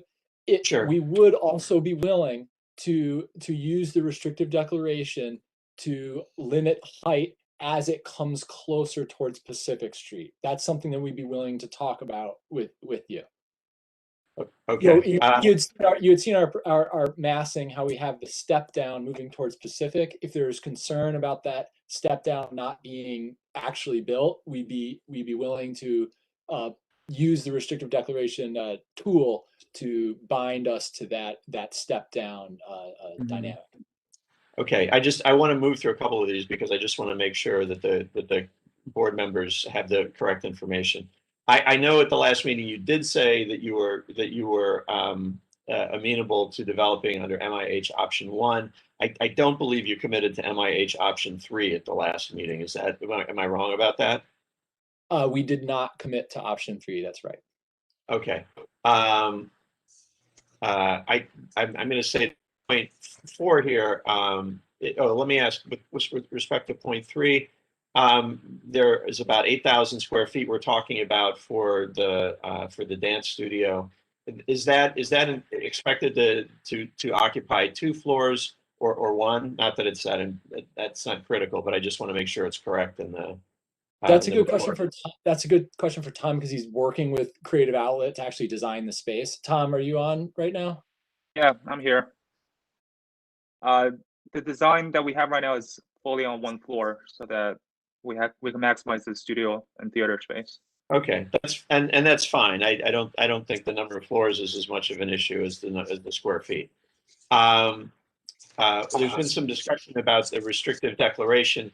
I think, in fairness, I think this 4th bullet that says the restrictive declaration aligns with the MCRON resolution is a bit broad. I think what's in the discussion right now is a use restriction on the 8,000 square feet for the dance studio, and as Mr. Stark mentioned a moment ago, a height and bulk restriction on the part of the lot that fronts Pacific Street, and I think the other 2 bullets are okay. So I'm sorry. I just wanted to make sure we took that opportunity to correct the record while you guys are here. Can I say one thing about your proposal about the 8,000 square feet? Like we already had talked about last week, we are willing to commit to a restrictive declaration that binds the 8,000 square foot space for use by a not-for-profit operator. Given that we're negotiating right now with Creative Outlet, the nonprofit dance studio, a 30-year lease for the space, it's our take that it might not be in the interest of all of us to be so specific as to what that space could become 30 years from now. So like we're trying to anticipate, well, what could occupy that space 30 years from now? What we hope happens is that after 30 years, Creative Outlet is still kicking and we have another 30-year lease for them. But it's a little hard for us to predict like where the world's going to go in the nonprofit space 30 years from now. So we think it might be better for us to bind that space to a little bit of a broader, Gib, I'm totally fine limiting, or we're totally fine limiting it and not allowing medical offices. We get that. But maybe it should be open to all types of non-for-profits, just so that 30 years from now, the community can, kind of weigh in and have it be a little broader. Mm-hmm. Well, thank you for that offer, Mr. Stark. And I remind Gib that a use group 9A is a commercial use, not a community facility use, and that maybe it would be better again, just say nonprofit. I distinctly remember during the meeting, the land use committee meeting, we tossed that around for a minute. We looked at creative arts sector. I guess what I'm saying is it doesn't have to, it's a restricted declaration. It doesn't have to reference a zoning use group so specific. It could be whatever we all agree it should say. We could say anything. It could say, No, it can't say anything, but Well, it could be anything that we all agree to say. It could say a non-for-profit related to this, related to that. It doesn't have to reference a zoning group, is all I'm saying. Can I just bring this up a level for those of us who aren't on the land use committee? We have the proposal. We have the proposal in many iterations, some of which were presented to land use and some of which were presented after the fact by email to many of the board members. And then we have our M-Crown guidelines. What is the distance between our M-Crown guidelines and the, shall we say, the latest iteration of the proposal? Why doesn't this fit? Draw it out for us in black and white, please. It's about one far, and I'll give that back to Gib in a minute, but I just want to point out that we are working with the applicant in good faith here. Okay, we're following normal protocols for civic engagement.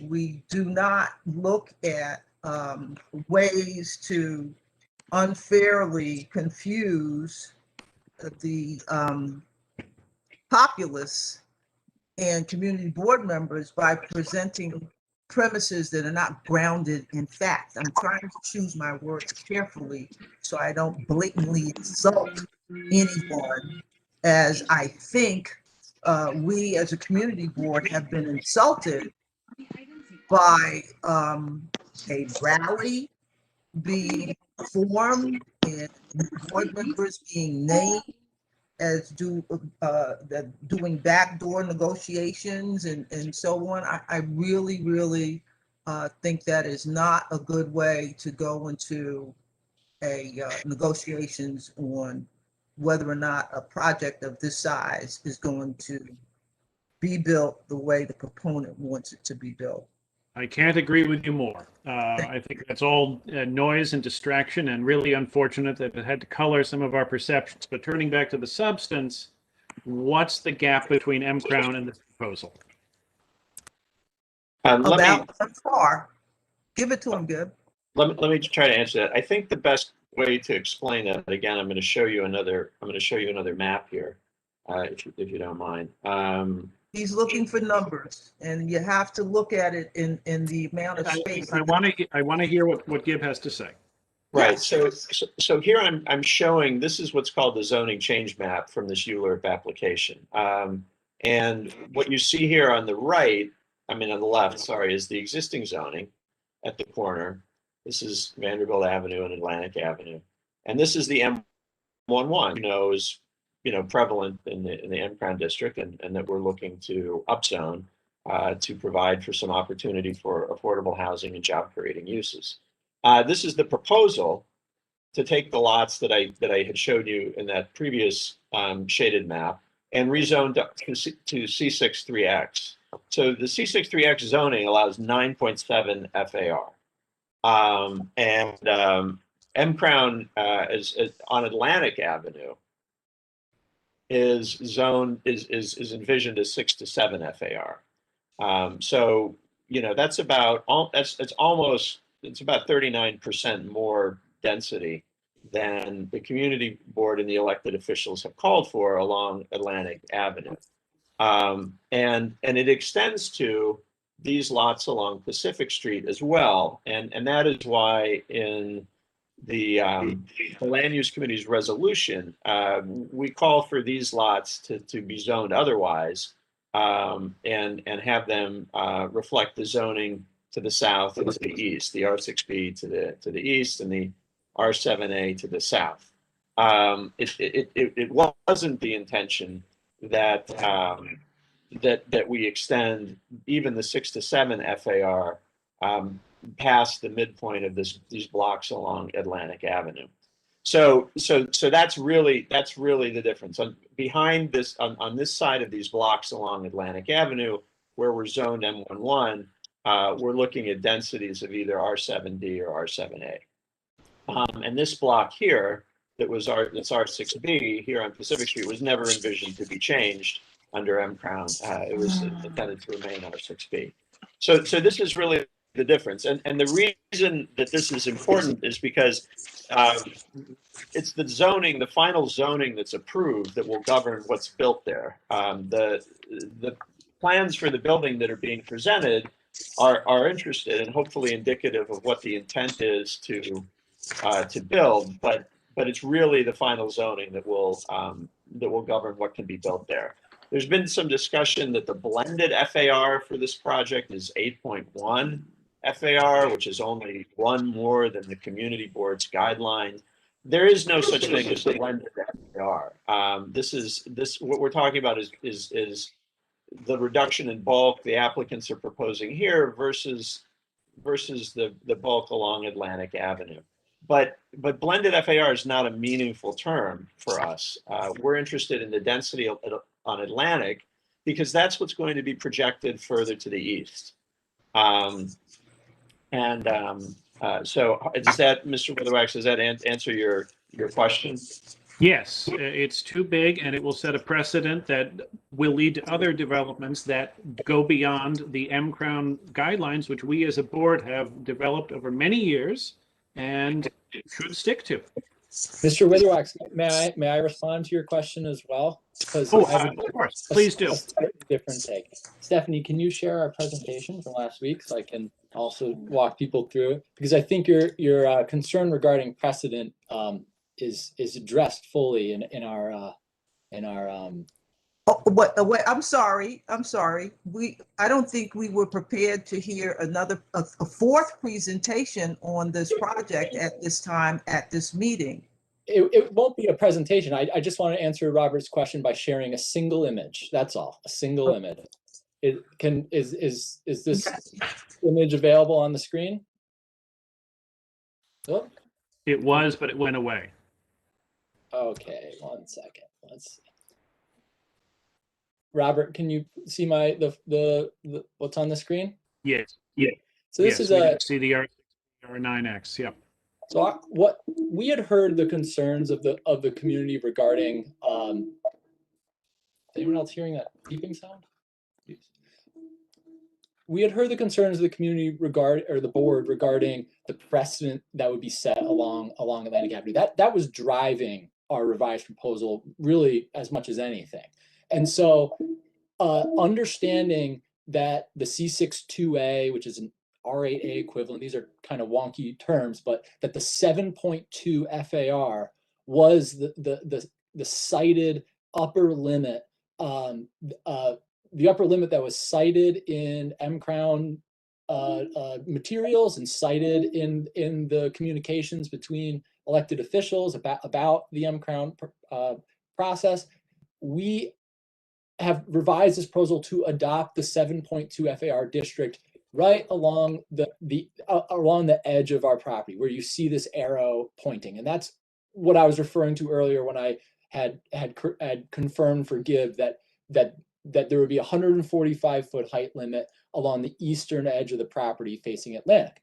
So by establishing that district there, Mr. Witherwax, the precedent will be set moving east for districts no greater than that C62A. So the board gets what it wants as far as Atlantic Avenue being limited to nothing more than a C62A. You can say, well, how are we really doing this? How are we really controlling this? The city does not zone Sawtooth. They do not. Okay. They don't go up or down to up. So the last thing I'll say, in even 15 seconds, Madam Chair, is just yes, we are asking for an additional FAR on the corner. Although Gibbs says blended FAR doesn't exist, it does exist. That's just his take that it doesn't exist. Zoning is just stuff on maps that don't matter. What matters are buildings when they're built. And thank you, Mr. Stark. This building, we can only build it at 8.2 FAR, which is 1 FAR more than the 7.2 cited by Gibb, the C62A. We want one more FAR in the corner. The corner deserves a little more density.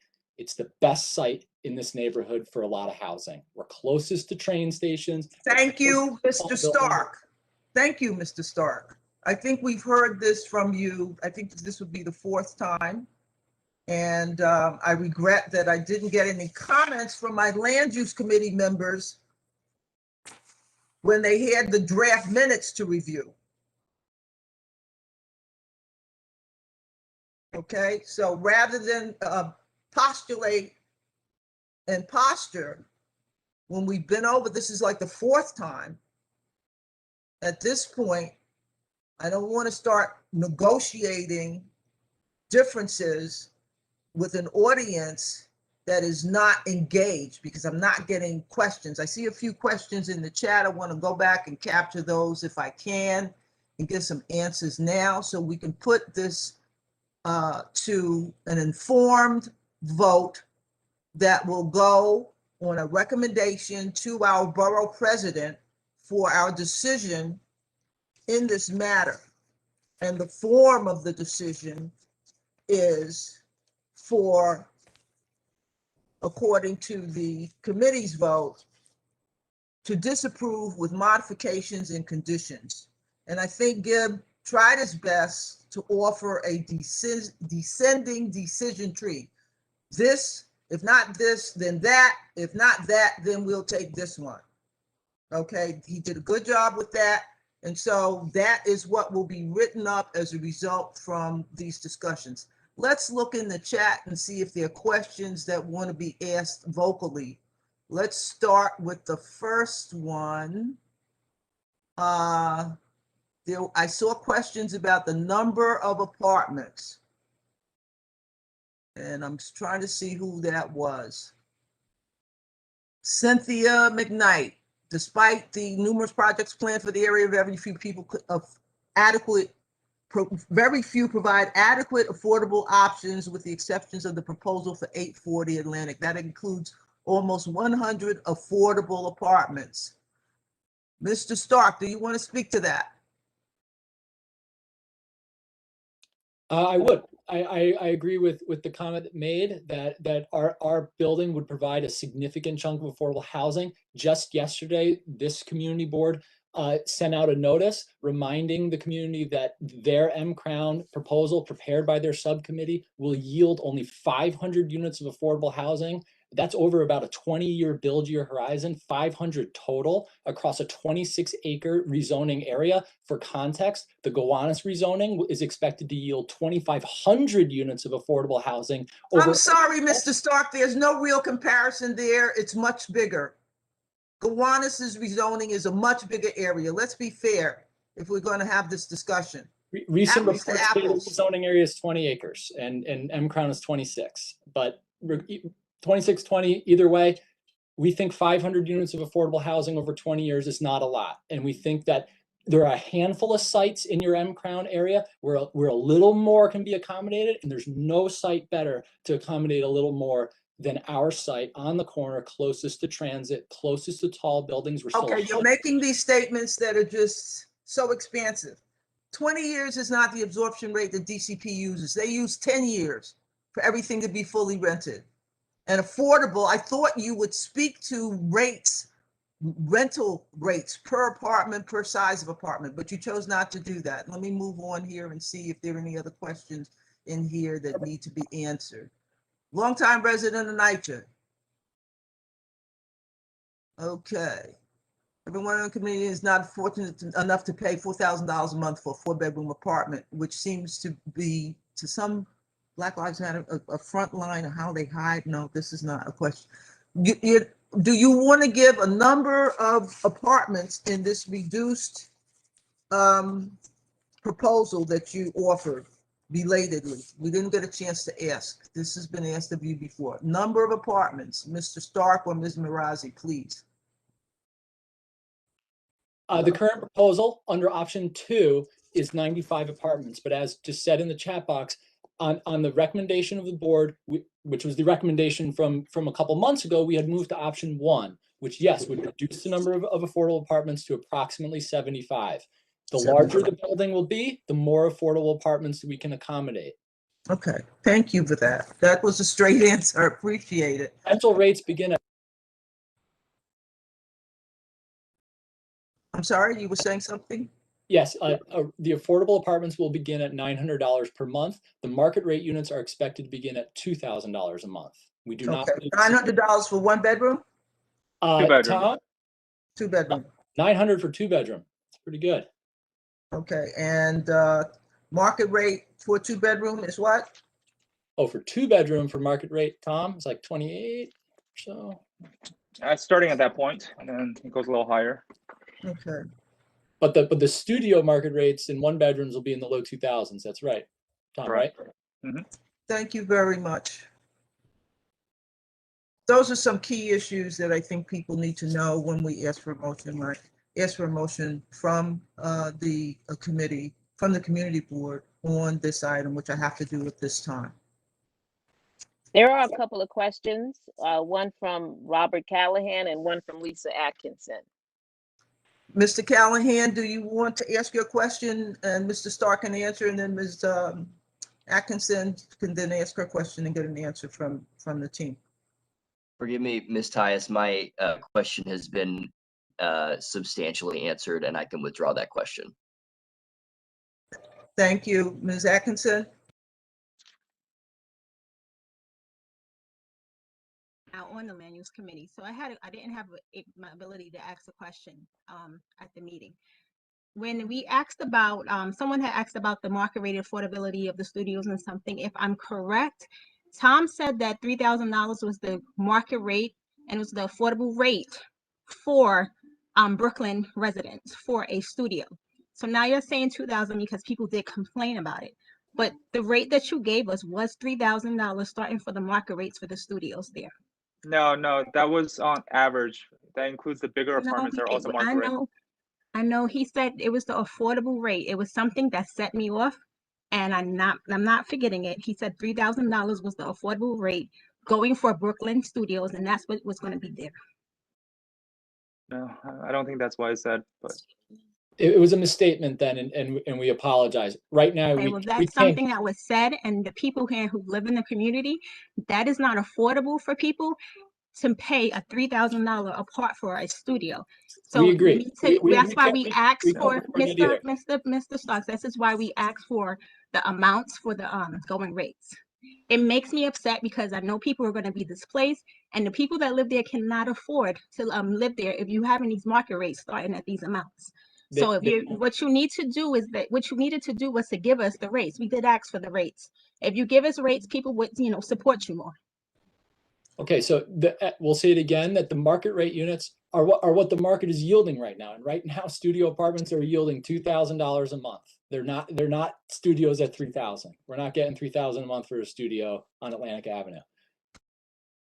Thank you, Mr. Stark, and thank you, Ms. Atkinson. We all need to remember that these meetings are being recorded, video and audio, and they will be available on the community board's YouTube channel. So I will make it my business next time to go back and check the video so that I don't have to depend on comments from the committee to make any corrections. So at this point, I want to know if there are any other questions that are pending before we move for a vote on this item. We have questions from John Buckholz and James Ellis. Okay. Mr. Buckholz, your question, please. I don't have any questions except that I think the developers should remove the parking from the building. We would love to, but the zoning, any zoning that could ever be considered here that permits residential use will require parking. Please lobby your council members and assembly members to axe Brooklyn residential parking requirements. Thank you, Mr. Stark. And we had one more question from the committee. Mr. Ellis. It was more of just a commentary, but I'll definitely pose it as a question. Listen, none of us can deny that there's a housing shortage and that we need more apartments. And none of us can deny that we need more affordability and deeper affordability. I said, but really what's at stake here is the years worth of work that this committee and this community board have put in to kind of creating this paradigm by which we can activate space to create gainful jobs, substantive jobs that are walkable to members of our community, as well as promoting the idea of activating some of these spaces that have traditionally been less activated to allow for more housing and specifically more affordable housing. In this scenario, however, we're looking at something that's going far beyond what we've envisioned. It seems to me that it's being presented that some of these conversations and some of the willingness to do so is being done in kind of back office conversations with city planning, despite all our efforts to work in tandem with them to make this rezoning more comprehensive across our community. That brings an extreme amount of disappointment that we have this kind of underhandedness by our city agencies that's not willing to listen to what the community has to say. Furthermore, to my question that I put in the chat, is nothing has been discussed about all this increased density and more residents to our community and what that's going to do for the infrastructure that we have right now and the gaps that we're experiencing with middle school that is yet to be reopened over on 6th Avenue, with additional green space for these residents to access that's not private, that can be accessible by all people of the community, as well as the physical infrastructure that's needed for this density around sewers, water access, not to mention the traffic and parking that everybody is so concerned with. So it really, let's not get it confused with this particular project as the issues, but the concept of what we've been working on and now what we're being presented without having all of some of these unanswered questions, ameliorated. Thank you for the opportunity to share that and ask that question about amenities and resources or infrastructure that needs to accompany such higher density. Thank you, Mr. Ellis. Well said, well put. This is Ali. Am I allowed to ask a question from Jamil Construction? Who's speaking, please? Yes, this is Ali from Jamil Construction. Jamil Abdullah Construction. I just have one question, if I may. Ask your question, sir. Please. I just want to know, is there something, I heard something mentioning about jobs. Is there something put in place for employment for NYCHA residents? We generally work through the Bedford-Stuyvesant Bed-Stuy Restoration Project for placing people within restaurant jobs. I'm hoping we can do the same kind of thing here with these construction projects. Gib, can you speak to that? I mean, I think the short answer is it's really up to the developer's general contractor, and it's unlikely that the developer could make a commitment as well. But again, remember, we're talking about zoning, and we're not talking about construction. I know it's easy to link them in your mind, but at this point, the only thing that emerges from this process we're going through is a rezoning, not anything final about a building, or not much, and nothing final about who gets to build it. Right. Okay. I just wanted to ask, thank you. Okay. We have asked to work with NYCHA on the residents of the NYCHA projects in Community District 8 being required to hire from amongst the residents for apprenticeships, for a long time goal of getting the NYCHA residents trained in these for licensed construction trades jobs, welding, electrical, licensed electrical repair and installation, plumbing, HVAC, solar. We want to make that a requirement for contractors who get contracts to repair and maintain NYCHA facilities. They should be required to hire from amongst NYCHA residents for apprenticeships leading to licensed construction trades. So help us out with that. If you know who, we're working on it. We've been in touch with HUD and the local office for HUD here in New York City to ask for that.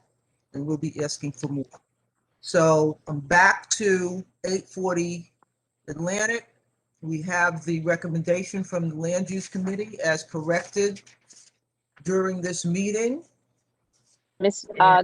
Chair Tice, I'm sorry, we just had two final questions. Okay, we need questions. I'm sorry to interrupt. Okay. No, this is fine. This is what this is for.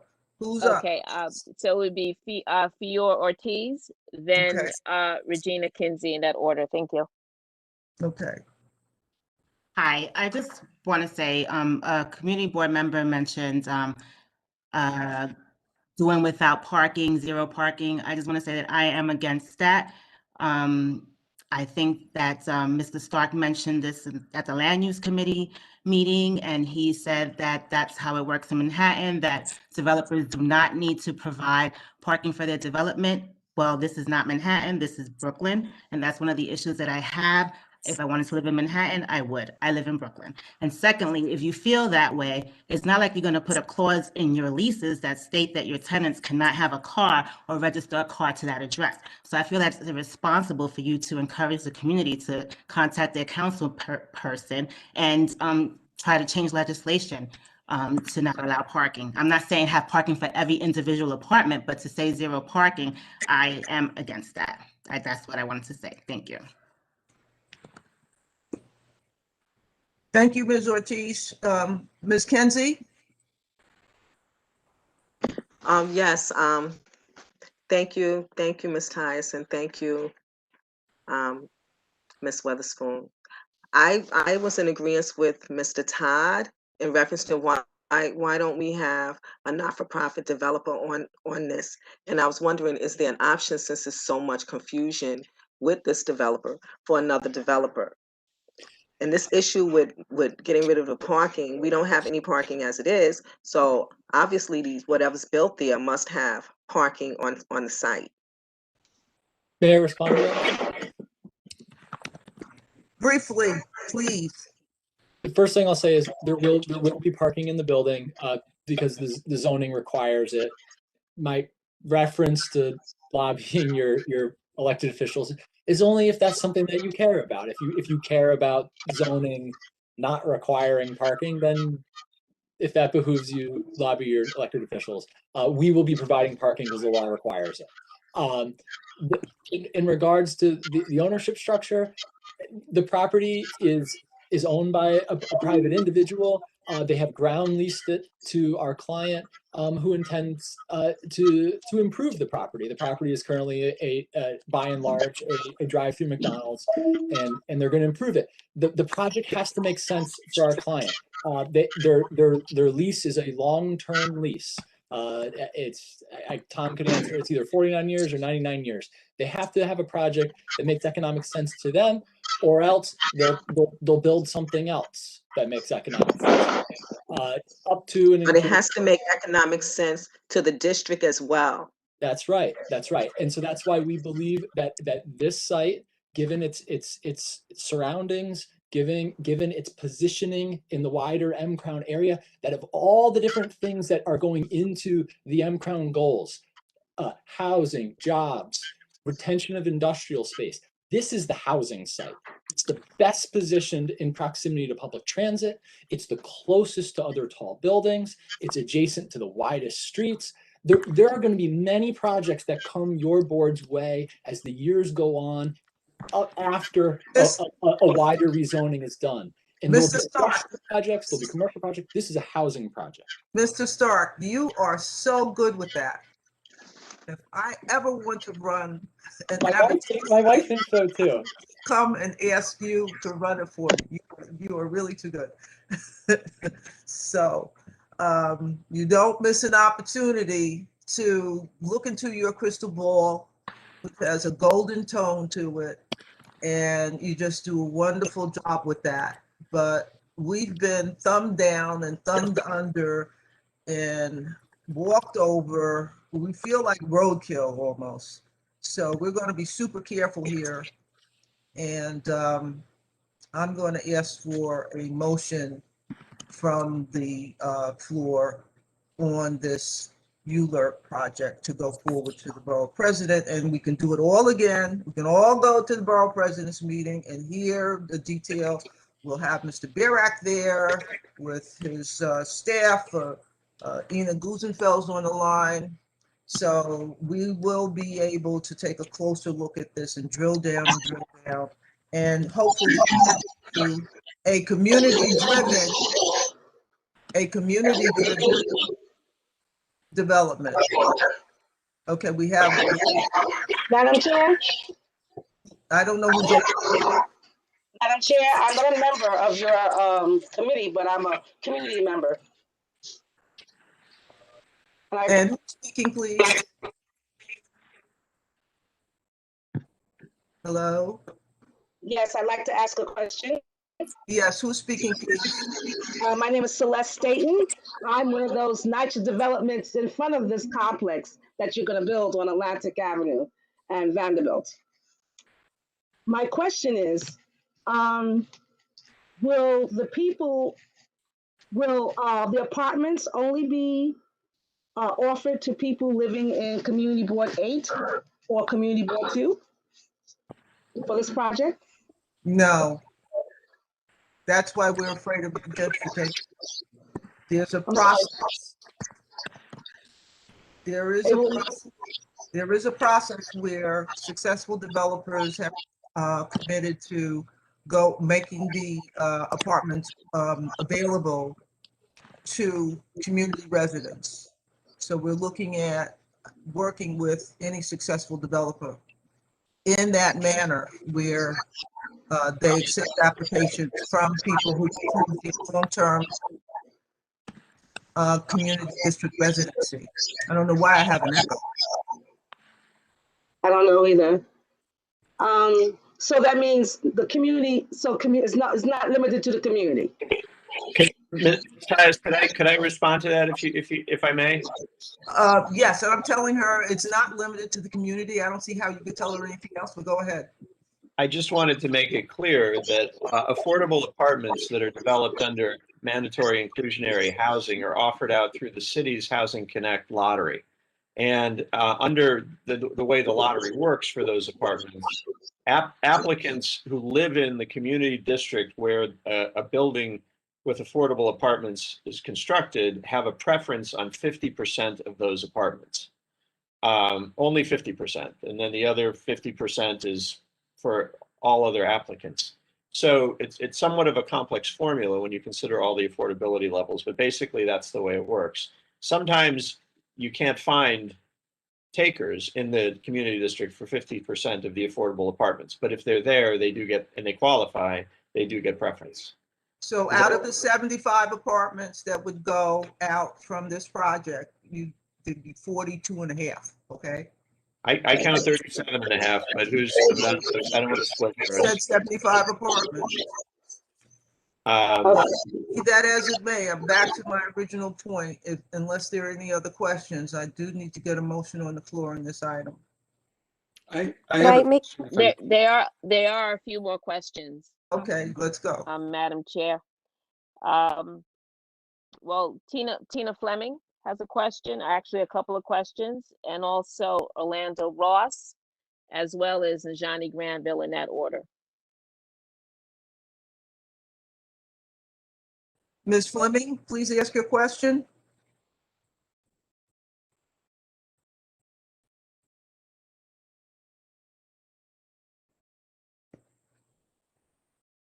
Ms. Fleming, are you there?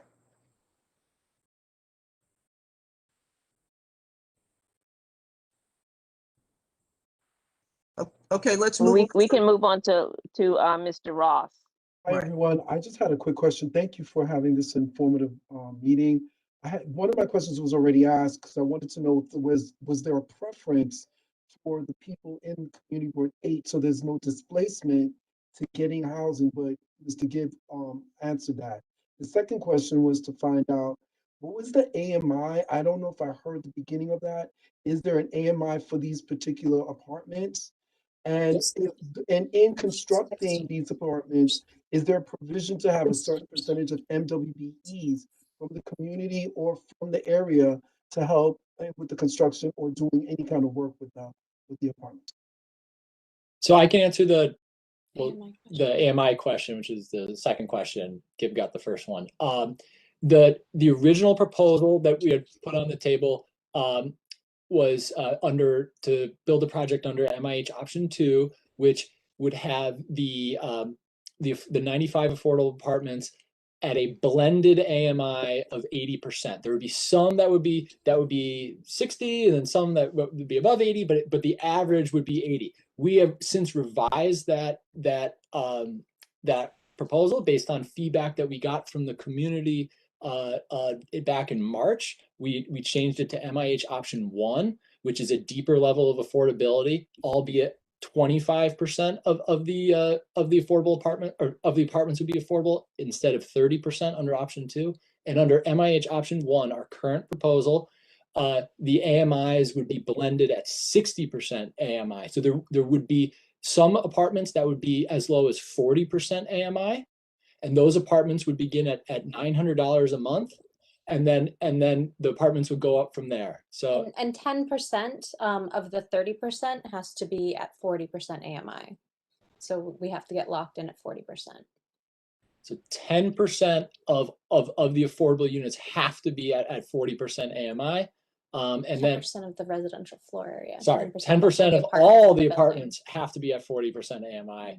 But in total, the AMI of the affordable apartments cannot exceed 60% blended.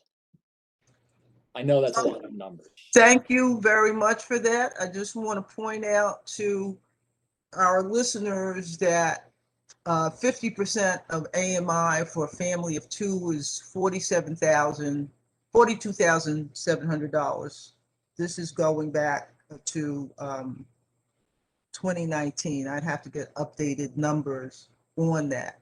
But to simplify things, just to make it clear to all the listeners, one person would need to earn $74,700 as of 2019. I'm sure it's a little higher now. And the problem with the area median income is that our area includes southern Westchester and western Nassau County. It used to include northern New Jersey. So that's why it's so high. We need to get something that's hyper-local down to the community district level. I've been beating that drum for a long time. So, in other words, back in 2019, family of 2, 50% of AMI is $42,700. So you have that. Next. Next question, Najani Granville.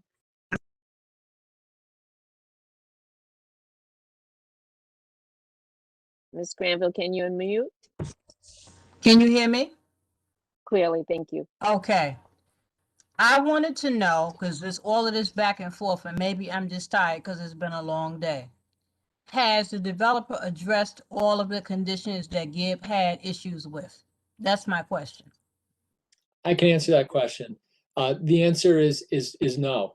Gibb, Mr. Vicconi has laid out a zoning framework that would yield a smaller building than at this time that we are comfortable building. The building that we would be able to build would be approximately 8.2 FAR, and which is only 1 FAR larger than the zoning classification that he and others would like to see moving east on Atlantic Avenue. We believe that this 1 extra FAR is appropriate given the uniqueness of the site on the corner, adjacent to the public transit, adjacent to other large buildings. So yeah, it's not exactly what Mr. Vicconi laid out, but we think given the trade-offs, which is more affordable apartments on an avenue that from people that we've heard from think that a fair amount of housing should be built on Atlantic Avenue. And so we think that little extra FAR is appropriate here. Thank you. Right, so we're trying to move along. It was the committee that made the decisions here. We do things in consensus on CBA. Sometimes it's difficult and sometimes it takes us a minute, but we get to where we need to be all together now, the consensus, okay? So again, I am asking for a motion on the Land Use Committee's recommendation on this item, and I don't think there are any other questions pending. Could you please I'd like to repeat the committee's recommendation so everyone can hear it if uncertain? I'm going to give that back to Gibb. Or do we just want to hear what the motion would be, and then we can use that as a context? The motion was a decision tree of conditions. No, Ms. Lazar was about to make a motion. I was curious how it would relate to what the committee said. Okay. I wanted to move that we vote to support the committee's recommendation. Which was not to support. Correct. You vote not to support the committee's recommendation. No, sorry. I vote that we take the committee's recommendation, or I move that we take the committee's recommendation and vote accordingly. Okay, the committee's recommendation, I repeat, is to deny support. In other words, to disapprove this project. Second. Unless they adhere to the conditions that were recited. So yes is no, as Mr. Matthews used to say years ago. Second. Ms. Ladders, who was the second? Adam. Marva Henry. Mr. Saxon, Ms. Henry seconded. And now I think I would like to revisit what the committee's recommendation actually was. Yeah, Bocconi. The motion is, first, that in lieu of the proposed C63X district, lots 70 and 71 be rezoned R7A with a C14 overlay matching the zoning on the blocks to the south on Vanderbilt Avenue. Second, that in lieu of the proposed C63X district, lots 68 and 69 and the portion of lot 1 fronting Pacific Street be rezoned R6B, matching the zoning on lots to the east on Pacific. 3, that in lieu of the proposed C63X district for the remainder of Lot 1, as well as lots 9 and 10, the following action be taken.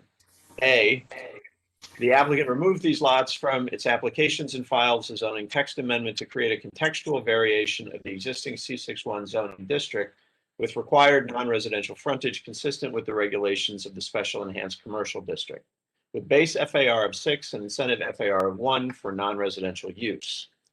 B, if A is not possible, in lieu of the proposed district, then the applicant will make a binding commitment subject to the establishment of C62A zoning to restrict residential use on the lots to 4.6 FAR. C, if B is not possible, the lots be rezoned to C45D. Fourth, that all lots be mapped to MIH options 1 and 3, and the applicant make a binding commitment to offer the required affordable units under MIH option 3. 5, that the applicant make a binding commitment to restrict the use of 8,000 square feet to use group 9A, limited to studios, the latter to ensure a permanent facility for a creative arts sector studio. And that is the committee's recommendation. Thank you, Mr. Bocconi. So we have a rereading of the committee's recommendation. We have a motion on the floor by Dr. Lazar, and we had a second from committee member. I think it was Adam Sachs and Marva Henry. Thank you. And I would now ask Mr. Witherwax to call the roll. That we have a motion on the floor to support the committee's recommendation. Is there any discussion on the motion, or are we all clear? If you vote yes, you support the committee's recommendation, which was, as Mr. Bocconi just read, to conditionally disapprove the application. All right. Kiermany Allison.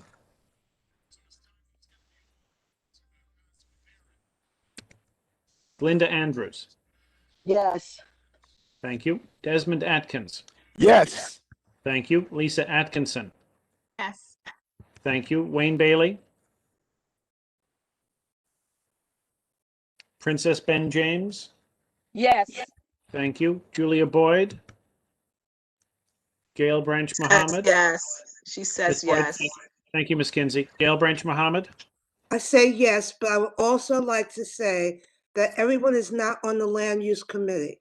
And when you have a motion, I would like if sometimes it's made simpler so that all people that are part of this group understand what is being said. Well said. I agree, Ms. Mohammed. John Buckholz. Abstain, thank you. Thank you, Mr. Buckholz. Robert Callahan. Yes. Thank you. Hunji Charles. Nora Daniel. Yes. Thank you, Ms. Daniel. James Ellis. Yes. Thank you. Kevin Farley. Yes. Thank you. Drew Gabriel. Yes. Thank you. Tamika Gibbs.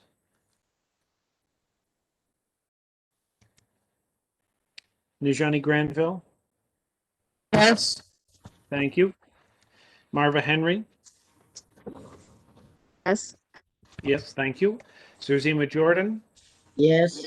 Thank you. Regina Kinsey? Yes. Thank you. Sarah Lazar? Yes. Thank you. Mireille Lemaine? Yes. Thank you. Elaine Mahoney? Yes. Thank you. Calvis Mickelsteins? Yes. Thank you. Robert Puka? Yes. Thank you. Yaya Raji? Yes. Thank you. Adam Sachs? Yes. Thank you. Brian Saunders? Yes. Thank you. Meredith Staten? Audrey Tate Hall? Yes. Thank you. Mark Thurton? Yes. Thank you. Greg Todd? Yes. Thank you. Ethel Tias? Yes. Thank you. Gib Vaconi?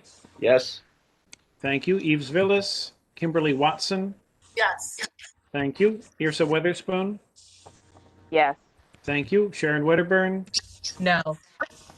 Thank you. Robert Witherwax? Yes. Deborah Young?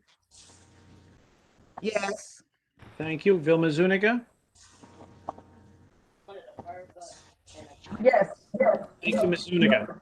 The motion Tamika passed. Gibbs. Tamika Gibbs. I'm sorry. Tamika Gibbs. Yes. Thank you, Ms. Gibbs. Thank you, Ms. Gibbs. Motion passes 34 in favor, 1 opposed, 1 abstention. Can you repeat that? 34 in favor, 1 opposed, 1 abstention. Thank you all. For this consideration. And it's 12:01, we'll end the meeting accidentally. Zuniga, could mute. Turn my volume all the way down. That should take care of some of that. Okay. Thank you all. I hope you can still hear me. I don't know why we have such an echo. We're going to move on to the remainder, the other committee reports, and we'll start with the seniors committee. Ms. Mohammed? Yes, all right, good evening. For the Seniors Committee, our next meeting is scheduled for June 2nd at the David Chavis located at 230 Kingston Avenue. I'd like to thank Calvis Mickelstein because he came out and volunteered to help. Last week, we gave out food for seniors at the David Chavis building. Our next meeting that's scheduled for June, I'm looking into doing something on CBD and marijuana for seniors as it relates for medicinal use. And on June 2nd, I have to thank for our meeting, in May, I have to thank the Brooklyn District Attorney's Office because they did a presentation on elder abuse. Again, we welcome other people to come, although it's a senior committee. As I always say, we all will be seniors at one time, and we have to take care and look after our seniors and give them the attention that they need. So thank you. Thank you, Ms. Mohammed. That's a wonderful report. It's good to know that the committee members are pitching in across the board. The next committee report will be from Public Safety. Mr. Thurton.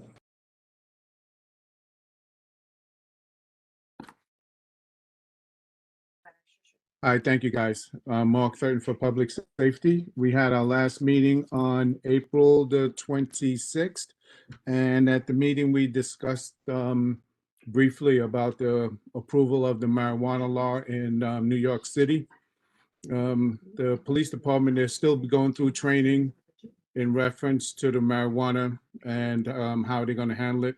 As of right now, they're doing just the hands-off, but they're going to be getting more training. And once that training comes in, they'll be doing, I guess they'll be implementing it then. But that's something that we all have to be aware of. And Also, unfortunately, 2 weeks ago, we lost an officer from the 77th precinct, Officer Monday. He passed away from the COVID, and the community board definitely sent out their sympathies to the 77th precinct. Our next meeting will be on May the 24th. That's Monday, May the 24th. We're still working on our agenda, and that'll be a Monday at 6 o'clock, 6:15. Thank you very much. Any questions?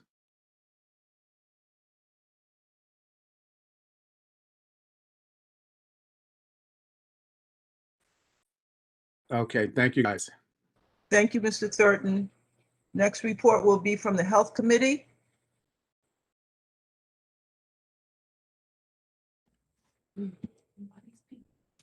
Hi, everybody. We have our next meeting on the 20th. We are currently working on putting together some support for Marva for her Juneteenth event, for the Friends of Bauer Park event. And yeah, come out on the 20th and you can help us support that event. All right, take care.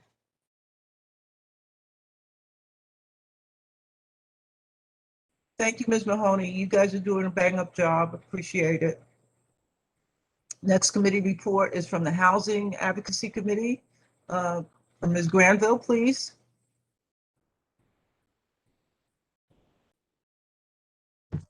Can you hear me? Can you hear me? Yes, I can hear you. Okay. We had some prolonged discussion about Mr. Corey Johnson's planning proposal. And from some of the things he mentioned, we discussed the fact that as a committee, we may be under-resourced as far as dealing with the issues, as far as training is concerned, as far as the lack of a planner, as far as lack of technical expertise. The other thing we were concerned about is that this whole long-term planning committee where the borough president would appoint someone, we're not sure if that person would actually be representing our interests as well as they could be represented. And the other thing that concerned us was the fact that every committee, there's something in that plan that would touch on every committee's responsibilities and goals. And we're not sure if other committees other than land use and housing actually took a good look at that report. So those are basically the things that we discussed. And we may also be working on a statement to the effect that we may not be the only board in Brooklyn that feels that they are under-resourced when it comes to dealing with certain issues. So basically, that's my report.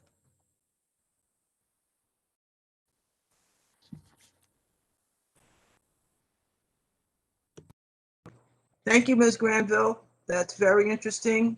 We need to revisit that. We're going to go on to the next committee report, though, this time, Environment, Sanitation, and Transportation, EST. Good evening, everybody. We are meeting next on Tuesday, the 25th, so one night after Mark's meeting. We've got a couple of agenda items on the docket. One is to revisit our last April meeting where we had a joint meeting where we invited our good friends at the land use to join us and hear a presentation about a zoning text amendment regarding the obligations of future developers who are building buildings near subway and LIRR stations to actually put some subway and LIRR-based infrastructure inside the building. Imagine that. Good planning that doesn't require a developer's goodwill. We're going to discuss that and vote on that so that we can bring it to the full board in June. And we're also going to finalize our committee goals for the next year of the EST for the 2021-2022 year. And I think there's one other item that the board office is still going to put on our plate, but I haven't seen it yet. So come out and be surprised. We'll see you on Tuesday, the 25th. Thanks, everybody. Thank you, Mr. Witherwax. Next up at bat is the Education and Youth Committee. Sorry, excuse me. Is it okay to chime in for a comment in regards to the Sanitation Committee? Yes. So hello, everybody. My name is Cassandra Vilmar. I'm a member of the community. I reside in Weeksville. I'm a landlord. I'm also a business owner in the neighborhood. Last week, I did start, I reached out to the community board 8 regarding the sanitation issues in our neighborhood of Weeksville, particularly Utica Avenue, near the transportation hubs of our area. They reached out to sanitation. They told us that they weren't able to do much. We started a petition and we got over 1,600 signatures, primarily from folks in the neighborhood who are really upset about the sanitation situation in our neighborhood. I've been in contact with District 35, and I'm currently drafting a letter to District 36, 35, and 41 because that area is in all of the districts. It overlaps all of the districts. But I just wanted to inform the community board that this is happening, and I will be in attendance at the next sanitation committee meeting so that we can resolve this issue. But pretty much there's a lot of dumping in our neighborhood. There's no trash cans in an area that has 4 bus stops, and there's no trash cans. There's very few trash cans, literally 2 to 3 blocks away from the subway station. And it's really egregious at this point, and it's been egregious for years, but I just want to bring that to your attention that there's folks in our community board area that are literally walking on trash every day. So I just want to bring that to your attention. Okay, Miss Chair Tyus. Yeah, I just wanted to ask a question before we go further. Ms. Davamar, can you be a little bit more specific about the dumping sites and the sites with you feel there should be litter baskets? I think you mean litter baskets, and there aren't any. So those are 2 things. And when you go to the EST committee, I strongly recommend that you bring those detailed data with you. Actual sites, hopefully photos, and that will enable the committee to be more forceful Ms. in Tyus. getting the sanitation department to move on this, because if you give them specifics, they will respond. And I don't know who was asking. It sounds like Mr. Atkins. Go ahead. Thank you. It was me. I just wanted to respond to that lady's statements. The 2 years ago, the city had a massive program where they basically decided to remove a major portion of the trash receptacles from street corners, saying that, and they had decided, and this was first cited in the New York Times in Harlem, but it was done throughout the city. And so this has to do with not even the commissioner's directives, but higher up. It's more or less a funding issue. Sanitation at times is like parks. It's close to being one of the last funded effectively. And certain communities don't get the effort that they need to get. The more Tony communities always seem to get excellent cleaning, and we're left at our own devices. But as you know, Ms. Tyus, it's also a matter of legislation. If there's certain sites where you have repetitive dumping, and the property owners know that they will only have to be cited, they can only be cited once a month. It's a matter of getting legislation drawn up so that it can be higher and more often punitive fines to make the property owners take care of their property. So that is something that's just going to go beyond 3 districts because it's citywide, and it's basically that they are allowing to have a certain level of trash. At least in my humble opinion, that is the way I suss out the problem.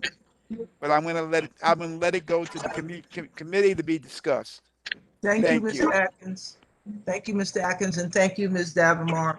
Please shore up your complaint with the photos and specifics on the locations of where you feel litter baskets should be appropriate. It's usually at bus stops and train stations. Okay, moving along to the next committee report. I ask for a report from Education and Youth. Hey, everyone.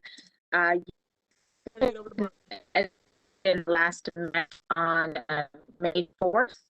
We did a meeting, a full meeting to the community, and we discussed the Community Education Council elections, which were pending that week.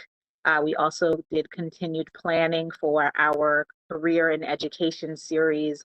Our event was postponed, but it is back on for May 25th, where we will be presenting music industry professionals to students. What can a career in the music industry do for you? And it will be a panel over Zoom from 4 p.m. to 6 p.m. There is an Eventbrite link that the youth can sign up to attend the event. And we've been reaching out to schools in our districts, 13, 16, and 17. We'd also like to express our condolences to our chair, Sharon Wedderburn, for her recent loss. Thank you. Thank you for bringing that forward. I didn't know.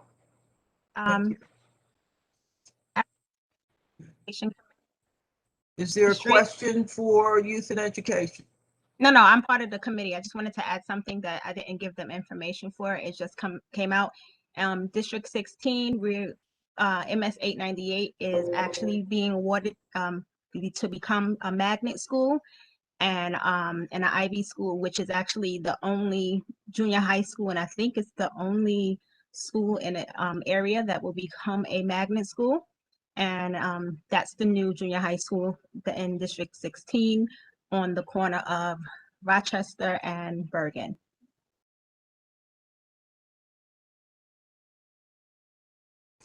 Excellent, excellent news. Thank you. Okay, the next committee report will be from Economic Development. Good evening, everyone. My name is Brian Saunders, the chair of the Economic Development Committee.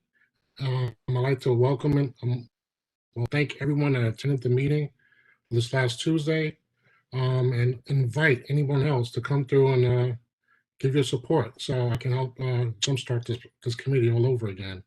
We had a few different things at the committee that we discussed. One of the items we did discuss was about the legalization of cannabis and the different licenses that will be available as far as opportunities within the community, cafes and retails, and grow. A brief presentation. I welcome you back again for the next meeting. I will have the individual come back and he will talk to us again and give a slight presentation, and also to the full board as well. Also, another issue that we had, discussion we had, is on June 12th, we decided to have basically a walkthrough of all the small businesses on Utica Avenue. June 12th is tentative, but I like that day. And we hope to we're going to do it alongside the Brooklyn Chamber of Commerce and other agencies as well. I look forward to helping the help and assistance of anybody who can help us out, the elected officials.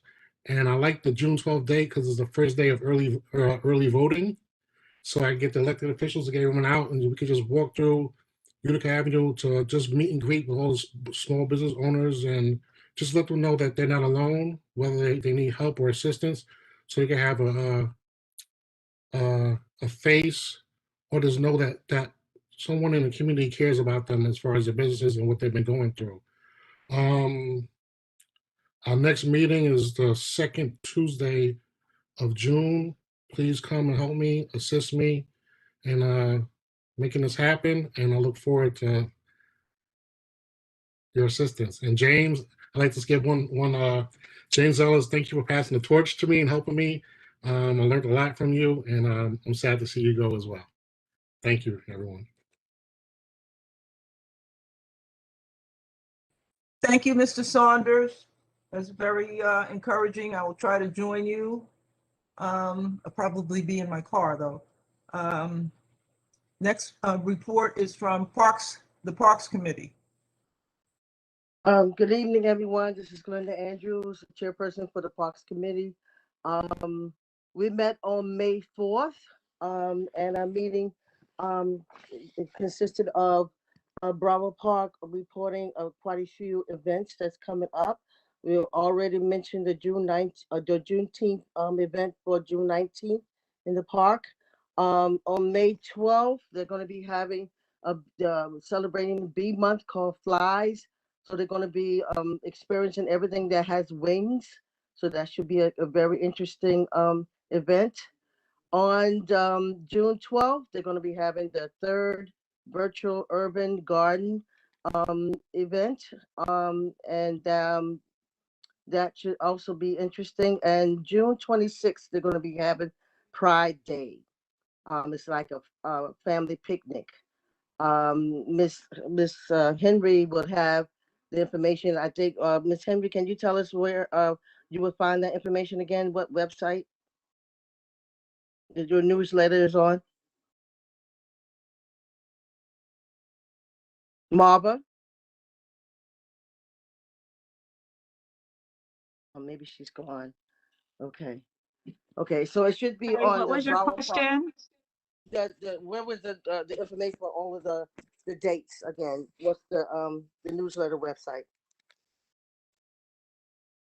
Newsletter website. Where would the information be found about the dates, upcoming dates for Broward Park? Oh, we have Friends of Brower Park on Facebook and Instagram and Twitter. And we send out a newsletter to people who have signed up to our newsletter. But May 22nd is May Flies, where we'll be studying the flying members of our park. And Juneteenth will be held on June 19th from 11 a.m. to 3 p.m. Sorry, May Flies is 2 p.m. on May 22nd, and Juneteenth is June 19th from 11 a.m. to 3 p.m. Celebration of the Black community, performance artists, health committee giving us some health screenings, public safety, bringing the mounted police. So it should be really fun. And we're going to have a produce donation from the Harvest Home Farmers Market as well. And we are doing our Zoom on June 12th for urban gardening discussion. Okay, thank you so much. Okay, and of course, the Imani Garden is having a plant sale. Greg, Todd, are you on the line? Yes, I am. Okay, can you talk about the plant sale? Yeah, it's basically every Saturday and Sunday from 10 to 2 at the Imani Garden, which is located at the corner of Schenectady and Pacific. This Sunday, we're having a pop-up plant sale at the Hunky Dory Cafe, 747 Franklin Avenue as well. We've also had some plants sold at the Wheat Cafe on Bergen and the La Cou Cafe on Utica. So we're trying to spread the joy. We like plants, indoor, outdoor. We are locally grown and locally watered and fertilized plants. So come and get them. Thank you. Thank you so much, Greg. And our next meeting will be June 1st at 6:15 p.m. on the WebEx. Thank you so much. Have a good day. Thank you very much for that report. Wonderful plans your committee has. It's really great. Yes. Is there any old business we need to revisit? Well, Chair Tyus, I know that Mr. Ross wanted to make an announcement and any other public announcements that needed to be made. Hi, everyone. I just wanted to thank everyone for this opportunity to speak. I wanted to alert all of our small businesses that Congresswoman had an event and is in the process of doing more events for Heal Brooklyn in the economic realm. There is a thing called for the restaurant owners, small business. There is a new program for SBA called the Restaurant Revitalization Fund that gives restaurant owners up to $10 million per business, no more than 5 million per physical location. And the people that can apply for this are restaurants, food stands, caterers. We had a presentation about it. I'm going to be very brief. I'm just going to drop everything in the chat. We had a presentation on YouTube and all of our social media regarding this particular event. If you have any questions, you can link up on that particular link that I'm providing in the chat. We also had something on the American Rescue Plan that we wanted to let everyone know that this new plan that's coming forth will be astronomical. It will be dealing with higher education, up to $1,400 to support 431 students in New York alone. That's the money that's coming forth. And I will also, I believe I put the fact sheets in there so you can actually look in. Another thing that we wanted to let you know that the American Job Plan is on the table, and that is coming to fix highways, building bridges, transportation infrastructure. That's money coming into the community. I know because of short time, everyone wants to get off the line. I just put the fact sheet in there. You can click on there and you can go. If anyone in the on this line is looking to open up or reopen their restaurants, again, the restaurant revitalization fund is now active. The portal is now active. I have put the links for the portal. You can start applying. They are targeting for the first 4 days minority businesses. So they're taking those particular demographics and using them first to make sure that you get the money. If you need help in applying for that, I've given you the 800 number in the chat, which is 844-279-88898. And I'll put my contact information. We will be having more information with the SBA and with SBS as well. If you have any other questions, feel free to call me. Have a great day. Mr. Ross, is this first come, first serve? Yes, it is. So I would encourage everybody to jump on this. I They hope need that to do it now. I'm Get talking $10 million for anything lost. And if you have any questions, we have the webinar on the YouTube that I put in there. And you can Okay. just watch the YouTube and it'll tell you everything you need to know. I hope we can post this on the CBA website somewhere that people will just get on it right away in news or resources somewhere that folks can be aware that this is happening. Let's talk. It's about getting money in the hands of our people. And I also want to let you guys know Congresswoman did have a bill on AMI to bring that thing down. So if you do want me to put that in the chat, I will. And exactly what you were saying, the AMI is being calculated with places that are outside of our district. And they have to remove these certain areas in order for it to be more realistic of the communities that we serve. Congresswoman gives you your love, and we love you guys in Community Board 8. Keep us in prayers. We're here for you. Thank you very, very much. So about to close, I just want to bring up a email that I got from a community resident earlier today who complained about sidewalk safety and small vehicles on the sidewalk. And I took a quick look at it and I sent that out to her, a Ms. Cynthia Chapman. She moved to Crown Heights earlier this year, over the past 8 or 9 months. And she's contacted the board, the 77th precinct, and other entities about people riding motorized vehicles on the sidewalk. For our elderly residents, I've noticed that myself. It can be kind of scary for older folks and young children. And as I look at it, I see that there's a gap. It's not supposed to be on the sidewalk, period. So, but that needs to be enforced by our local precinct, excuse me. And you'll see the information in the chat. But if that happens to you, we need to make sure that the state takes it in hand to change the requirements for getting these smaller motorized vehicles registered and licensed, because right now they're not. So that's an issue. Chair Titus, James Ellis has an announcement. Yes, go ahead. Thank you, Ms. Weatherspoon, and thank you, Madam Chair. Wearing one of my many other hats, I'd like to just present some information from the North Flatbush Business Improvement District. Friday, May 21st, as we talk about bicycles, the North Flatbush Business District will be hosting a Bike to Work Day, which includes bicycle registration to prevent crime, to prevent theft with the 78th precinct. as well as with a partner from 511 Rideshare and DOT, we'll be distributing complimentary bicycle helmets to ensure the safety of those riders that want to choose bicycling as their mode of transportation.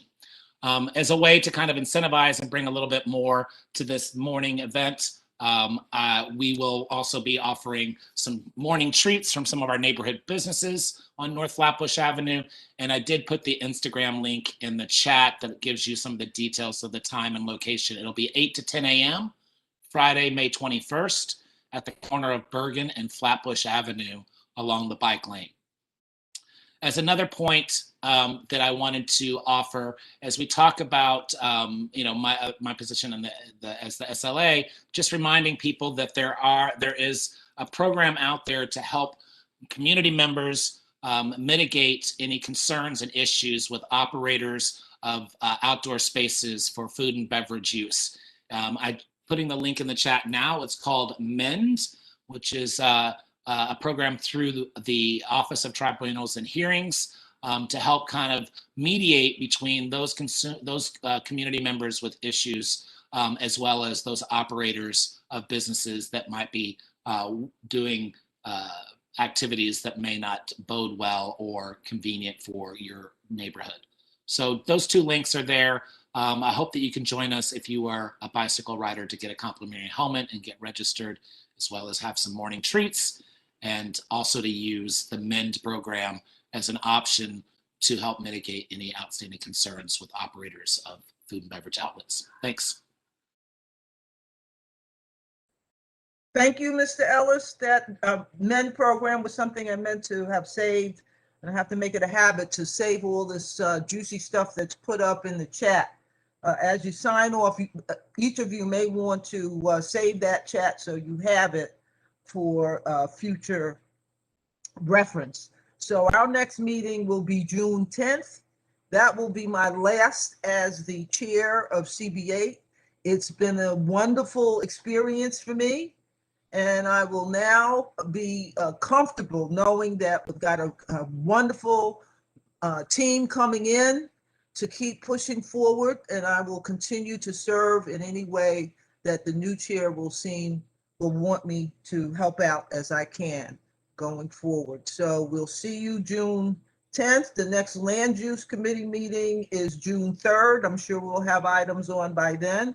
And the other committee meetings are posted on the board's website, and the links are there most of the time with the agenda. So thank you all for coming. If there's nothing else, I'll ask for a motion to close the meeting. So moved. Thank you, Mr. Picone. Thank you, Ms. Ben James. Thank you all for coming, and see you soon. Take care.